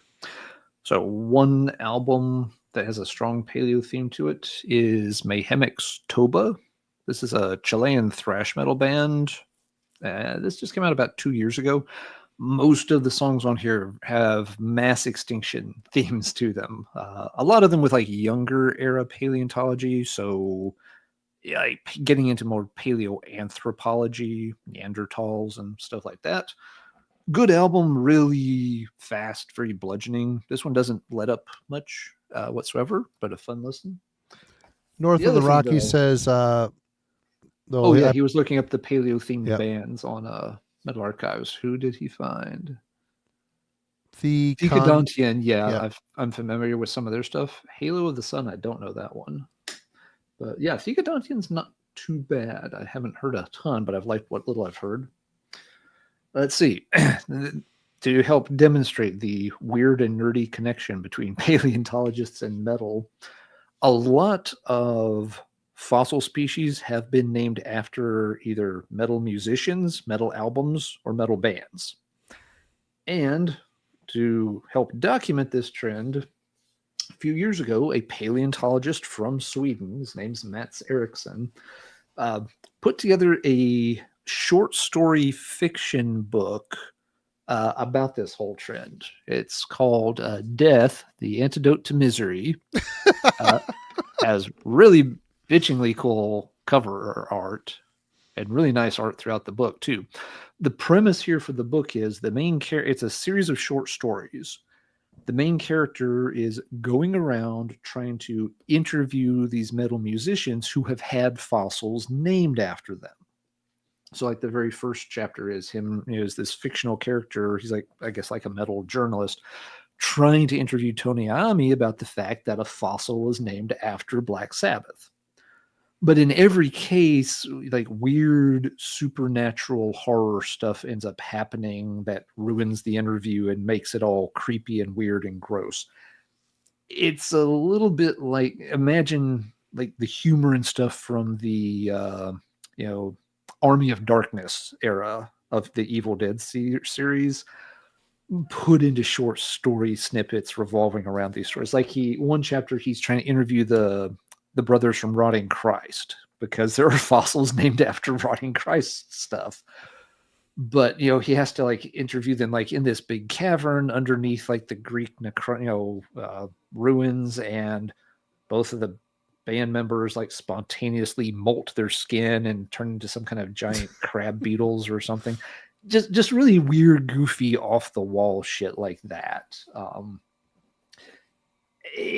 It's a fun concept. I'm not going to say it's the best read ever. I did a review of the book on my channel. Again, some very cool artwork done throughout it. Nice. And it is kind of just neat to see some of the range of musicians that have had fossils named after them. But the concept starts to wear thin. As you can see, he did it's a fairly thick book. He did a lot of these stories, but the concept just, after a couple of them, you're kind of like, okay, you kind of already see where this is going. There's going to be a ton of bad puns with extra song titles and album titles really shoehorned in for no good reason. And yes, I know what that sounds like coming from me. If it's too much for me, that should tell you something. But nevertheless, it does highlight, just how many paleontologists are so dedicated to heavy metal that they've gone out of their way to, hey, I discovered a new species. I can name it anything I want to, basically. And they will choose, a Rotting Christ song, or not all of them are metal too. Like there's some named after things from Jimi Hendrix, Madonna, but most of them focus on metal projects that have gotten weird, crazy fossils named after them. Don't know how easy it is to track down a copy of it, but if this sounds like something you must have, Death, the Antidote to Misery is out there. So big thanks to my buddy Christian over in Sweden who got me a copy of that because I could not find it. Nice. So yes, paleo and metal. Paleontology is so metal. Absolutely. Yeah, absolutely. Go ahead and show your record. Oh, yeah, I got to do one of those too, don't I? Let's do Marduk's Dark Endless is a very good early example of the death metal to black metal bleed through. There's a lot of music on this that still fits into the death metal mold. But of course, the vocal approach and just the overall darkness of it is leaning a lot more into what was rapidly developing as the Scandinavian black metal movement. It's kind of unique in Marduk's catalog this way. By the time you get to the second album, it's getting the thinner sound, the colder sound, much more in line with what you'd expect for very early Scandinavian black metal. This album still has more bottom end to it. More. It's a slower end of a death metal spectrum, but it works quite well for them. This is an album I had skipped in their catalog for no real reason. Picked up last year and was immediately impressed with it. Like, yeah, that's actually cool. And you do hear their death metal roots as they're starting to transition into the black metal band that would keep evolving until they kind of just became, speed freaks and got very one-dimensional. Fun at times, but a lot more just one-trick pony by the time you get to things like Panzer Division Marduk. So that's my pick, and I'll pass it to y'all. All right. Well, this is kind of an obvious one. Opeth. The hybrid is, well, they're kind of a melodic death metal band, and then you add a very educated level of prog to their sound. And they do it in a very smart way. It doesn't feel like there are two different styles kind of sandwiched together. It just works seamlessly in a lot of ways. Granted, if you follow Opeth the long haul, you start to pick up on the formula. And, I got kind of bored of the formula, but I still like the band. I'm not a big fan of when they went full prog. I did check out Heritage when it came out. Didn't care for it. You never go full prog, Marty. You never go full prog. You never go full prog. But that's your mistake right there, man. You never go full prog. And now he's back. He's back into the metal realm again a little bit. But yeah, Opeth to me, they are the example of the right way to do it. And they did it very well. They made it their own. I mean, there really isn't a band that sounds as lush or eclectic as Opeth, really. And that still maintained a definite death metal foundation, as far as I'm concerned. But yeah, Opeth. And this should probably be our last round. Are you guys cool with that? Yep. Sure. I got. We'll burn through a few quick ones. Sounds good. Yeah, good pick. Love Opeth, at least those early ones, but Still Life is certainly one of their better ones. Well, Alan's wearing the shirt and he hasn't picked one of them yet, so gotta say Psy. Gotta talk about Psy for sure. Band, I'm not honestly very familiar with the catalog. I mean they have an immense catalog, lots of records. Fairly familiar with like the most recent ones, especially this one, which I think is fantastic. The drumming on this thing is absolutely just bonkers. That's a good Still record. don't know. I like it too. Yeah. Really good. Just obviously indicative of what they've been doing for a long time. I think probably like there was a time where I would check out Psy and I just felt like it was a little bit too, like I can appreciate it, but it never like it was a little bit too out there for me. I'm still needing to like go back and really reach, especially now that they're reissuing like all their catalog. Yeah, the old Cacophonous catalog's finally seen the light of day. Yeah, they're doing like, and then they're doing like some new artwork, and they're doing just a lot of cool stuff. Got to see these guys play last year, and it was really, really fun. Just really cool to see like this. To me, like I always dig, just different cultures in metal, and seeing the Japanese version of this, like of this really just like avant-garde black metal crazy kind of stuff, was really fun and really cool, and just all the musicians were fantastic, just really, really great. But Mirai, he's been in there since the beginning, really. Yeah. Which is kind of amazing. Gone through a lot of different styles for sure. I mean, like always been at the roots a black metal band, but certainly never ever could be pigeonholed as such. It's just definitely their own thing. Definitely. I mean, unmistakably. I mean, just absolutely. If anything that I've shown tonight is their own thing at Psy. You know, it's just completely and almost otherworldly style. You know, and expression of all these different things, but also the culture aspect of it as well. I always find Japanese culture to be really interesting and just different and like comical in a way, but like it's like there's this serious comical sense to it. You know, it's like this marriage of these, you know, sort of ideals that you don't really feel too much as an American, and I find that just really fascinating and really cool. So, Color Me need to like really delve and go back into a lot of the stuff past like maybe the last 3 records, which I'm fairly familiar with, versus like, you know, Dread Dreams and things like that I haven't really spent enough time with. And I listened to I don't remember what record it was, but it was just like so still bizarre to me. Probably like their 4th or 5th record. That it was just like, oh man, I got to find a time where I can really just sit down and kind of like immerse myself in this, because it's just like, I don't know about you guys, like a lot of the music we talked about tonight is like, you got to have like the attention span for it. You know, you got to have the time to sit down and really like kind of delve into it. And none of us really have a lot of time in the day. I mean, most of the time we just want to go pop on, you know, a thrash record or whatever, just to kind of like just cleanse the day or whatever it is, you know. And doom scroll on the phone while it's playing and you don't pay any fucking attention to it. It's so annoying. Dude, I don't know how many times I do that. The same way. You know? I can't like just sit and look at a record player and listen to music anymore. I gotta be looking at fucking, it's so, we're so trained and conditioned. It's terrible. It is, terrible. And it sucks you in. And it's like you don't even realize you're doing it, and then you're doing it. Especially like in the moment, like where you do want to like really pay attention to a record. I'll be sitting on my couch over here when I can finally actually have time to listen to something on my system, and it's just like before I know it. I mean, especially nowadays with the news cycle and everything, it's just like it sucks you in, and it's just insane. Yep.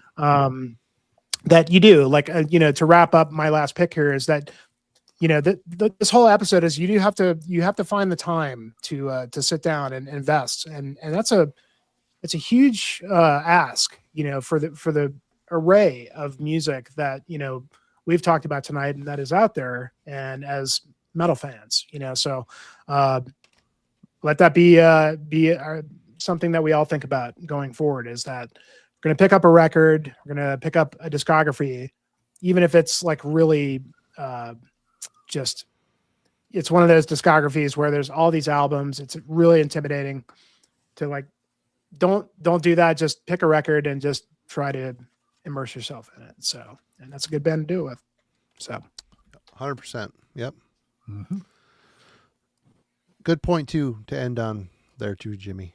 Yeah, that's a very good thing to bring up. You know, when you have bands that are trying different things, it's, for most people, it's going to take your ears a few tries to figure out what's going on.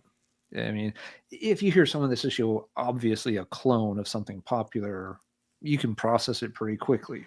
Doesn't mean it's going to be bad. You can still enjoy it. That's fine. But, you know, if you hear a band who's just trying to sound exactly like Obituary, you figure out, oh, okay, this is an Obituary clone. Maybe you enjoy it, maybe you don't. But it's not going to be something you necessarily need to, you know, sit and give really careful listens to understand it.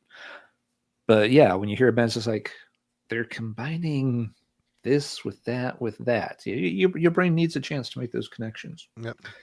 All right, I'll roll through some stuff here quickly to wrap up. But yes, I did have Psy on my stack also. I had Insomnophobia picked, one of the really good albums that, yeah, the stuff in their catalog is bonkers all over the place.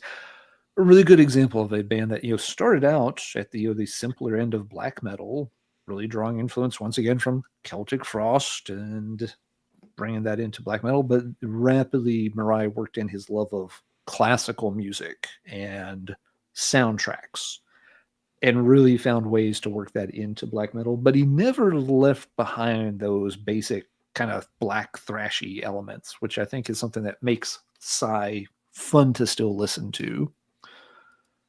We've got Gigan. Crazy band. Yeah, crazy band, cool band. They really get a nice balance between, you know, brutal and technical death metal, which can feel like they're at opposite ends of the death metal spectrum. But Guy can also work in this weird psychedelic element to the music. Eric's got all these crazy guitar pedals and effects that adds this other very strange cosmic psychic dimension to what's going on as they go back and forth between really, really brutal structures. The current vocalist Jerry's got a really great brutal death voice, but musically just crazy good instrumentation all over too. Geigen's one of those bands that sometimes surprises me. I like it. Doesn't seem like my kind of thing, but I really dig them. And just to burn through a few things here very quickly, Corrosion of Conformity have a new album about to drop.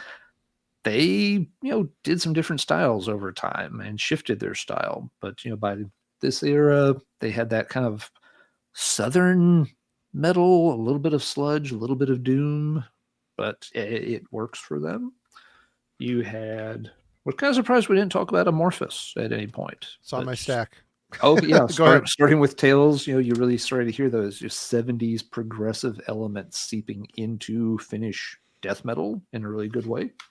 Via the Doors, which is kind of interesting. They even covered Light My Fire during this era. Weird choice for a cover, but yep, they did get into that. Sacrilege, kind of founding the bolt thrower sound of, again, pulling on those Discharge and crusty kind of sounds from the UK scene, helping it morph into death metal.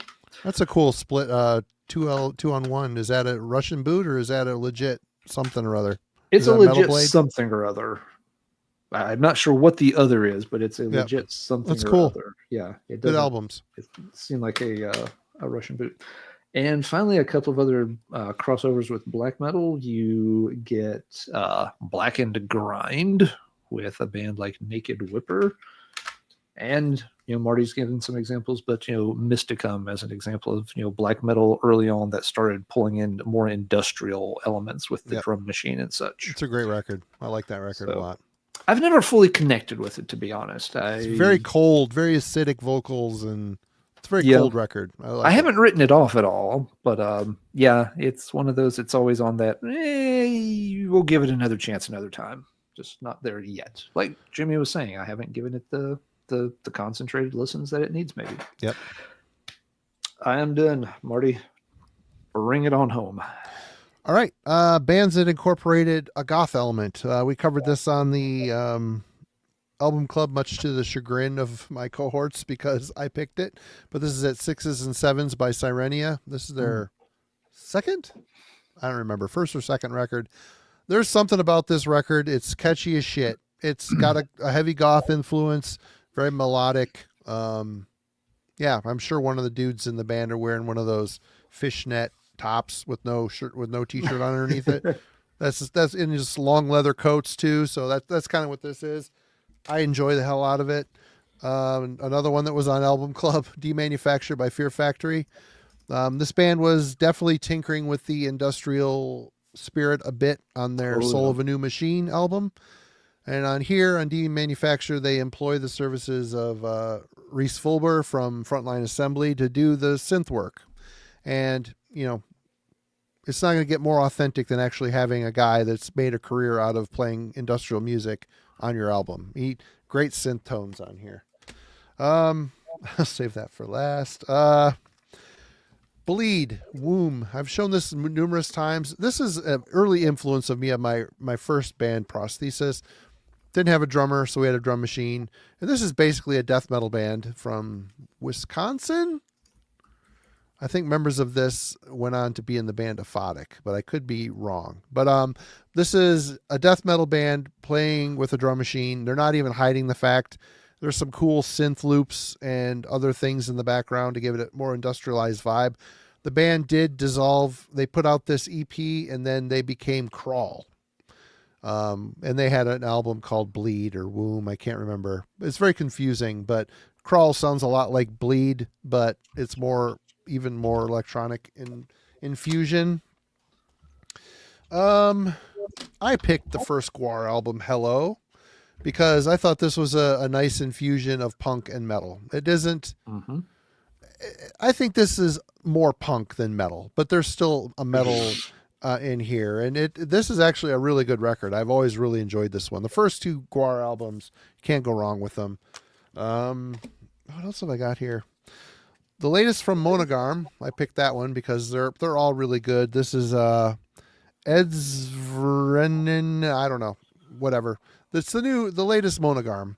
Basically, this is an anniversary album for them, so they try to encapsulate all different eras of their style. So there's some straight up black metal vibes on here to just straight up acoustic folk pieces. So this is a band that is, embraces the Nordic folk atmosphere quite well, which is not anything new in the especially in the Scandinavian world. I mean, that the folk, the culture definitely seeps into the metal.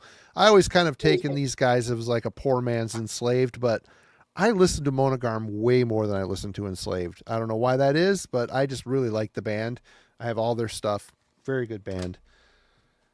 Someone mentioned earlier in the chat, and it's completely true, Cobalt. This is the only album I own by them. This is Jin. This album rules. It's completely unique. Their debut is very war metalish. I did not hear what came after this. But this album, it ends with like a chain gang, like sing-along chain gang thing. There's some weird countryisms that seep into the music, but the black metal just feels so organic and unhinged and American. It feels it doesn't feel like woodland. It feels like it's a unique, just a manic, almost feral sound of black metal. The blasting is very raw and the vocals are just unhinged. There's just something fantastic about this record, and they arrive at it by a conglomeration of different ideas. Nailbomb, Point Blank. This is another one. Yeah. Max Cavalera from Sepultura and Alex Newport from Fudge Tunnel. A one-off album. It's really, I listened to this today. I'm like, God, I haven't spun this in ages. I threw it on. It fucking kicks ass. It's very punkish. There's a lot of punk infused. It feels like it's a good mix between Fudge Tunnel and Sepultura, but with a good punk vibe and some industrialized synth work, loops. The sound of the drums feels industrial. This is a great record. And why don't we end on a little bit of fun, shall we? Angus McSix and the Sword of Power. Wow. And what is this a hybrid of, Marty? Well, you've got the song on here, Ride to Hell, which is basically like it has like a techno synth hit through the whole thing. Dun, dun, dun, dun, dun, dun, dun. Totally cheesy, totally pop infused metal with some techno sidebars on here. And don't worry, everybody. Last night I bought the new Angus McSix album. It's on the way to my house. It should be here on Sunday, thanks to Jeff Bezos. Angus isn't actually on this new album, is he? He sings on a few songs, but I think it's the other guy. Angus and his wife had their first baby, and I think he needed to take a break. I think the intention is for him to return, but I listened to half the album last night. It's good. Sounds good. Mm-hmm. Yeah, TJ. Thanks, bro. All right. Yeah, no, it's just funny that it's going to be an Angus McSix album that doesn't actually feature. It has Adam McSix though. Yeah, the fuck that is. But yeah, that's a whole different copyright. We can't do that. Yeah. All right. Well, tons of good stuff also mentioned in the chat. As Jimmy said early on, this can go in a lot of different directions, but I think we covered a lot of cool ground tonight for sure. Absolutely. And Jimmy, it's always a pleasure to see you folks. Please go check out Future Ruins. Go subscribe to the channel. He is doing some very cinematic, cool stuff. The way he shoots, it feels like you're watching the Travel or Discovery Channel. A guy walking. I mean, there's been a few of his videos in some of the high altitudes that gave me the EBGBs because I am not great with heights. But he's doing great work over there. And also, you'll see him here on Metallurgy doing some reviews on occasion. And he's definitely one of the Metallurgist crew. And please consider subscribing. It's a nature channel with a heavy metal soundtrack, and there's a 3% chance that in any single video he's going to be attacked by a Bigfoot. What more can you ask for? Folks, what more could you ask for? Could die. Yeah. After being Just made the sweet fun. love to Yeah. first. Yes. All Definitely right. that. Hopefully. Anything else coming up your way that you want to promote, Jimmy, before we close it Yeah, down? I mean, I'm just really just promoting the new film right now. I mean, it was just, it was like a couple of months in the making, and I ended up doing just like a good deal of research for it. I'm glad I did. I had to like go out there and scout, the location, and it ended up making the video a lot better. I sort of like expanded my scope and doing like writing scripts for voiceover, trying to tap into like interesting stories and rather than just me like on the trail with not a whole lot to talk about, other than whatever it is I'm doing on trails. But the recent video is called Eruption and Extirpation. And it takes place, it's pretty much like a obscure mountain called 39 Mile. And, it's basically like a remnant volcano, about 2 hours like west of where I live here in Colorado Springs. And, in my research, I was like really kind of amazed at how much there was to this place. It's seldom traveled. There's no established trails there. And so what I ended up doing is I just created my own route, with a topographic map and just did a solo overnight backpack trip in February. So really, really cold nights. And, the interesting thing about it is that, the significance of the area is that, the geology is just kind of informs like the larger region, all the mountains here. And, it's not that impressive when you see it from a distance, but like closer, like exploration, like for myself, of the place revealed like a lot of otherworldly like rock formations. And I had to work really hard to like get to them to like be able to photograph them. And curious, Alan, if I got the geology right. I think I did. I did quite a bit of research, like to really just kind of delve deep into that stuff. But it's also like, kind of like exploring the extirpation of the grizzly bear from Colorado, like in the late 1800s. Extirpation, essentially means like the removal of a species from a particular area. And I kind of revolved that piece around the story of Old Mose, which is a great grizzly bear that terrorized the 39 Mile region at the time of extirpation from the region and late 1800s. So, it's always really satisfying. Like, you do the work and when the music, the storytelling and the footage all comes together, like the way it did, I was really happy with it. So yeah, if that sounds interesting to you, go check it out. It's not really metal related, but there's definitely it's definitely embedded in there and part of what I do. So, and as always, I appreciate you guys, and I love doing, trying to do some more reviews and stuff for the channel, and you guys are killing it. And as always, I just thanks for your support and bringing me on when you do. Well, definitely, and thanks for joining us. It's always a pleasure to have you, man. Always an honor. It's awesome. Love it. Again, I already made a list for one of the other topics you proposed, so yeah, this is loaded, ready to go. You can come back next week if you want. Well, I was gonna like start like putting a new list together, but if there's some stuff you like in there, but we'll always have something whenever you guys need somebody. I'm when I hear the HM call, I do my best. The bat signal, the HM signal. Yep, it's that's right. Yeah, I see it. Yeah. See it in the air, and I'm like, oh, there we go. No, Marty. Liminal. Yeah, liminal criminal number one. Alan, what's going on Let's Talk Metal on Tuesday? Might be making a video ranting about liminal now. It wasn't in the cards, but just clip it out of here and put it on there. It's floating up to the top of the list. I'll see what I've got time for this weekend. I've got a few in the can. We might pull one of those out, but there might be something fun to be done with this whole liminal topic. But you'll have to wait until Tuesday morning to see if I follow through on this thread or not. Right on. Can't wait. All right, for Metallurgy show notes, what we have going on Sunday at 6 o'clock Eastern time, myself, Alan, and our friend Logan will be joining us. We'll be talking about 4 albums. We'll be talking about the new Mayhem, the new Worm, the new Love Bites, and the new Creator.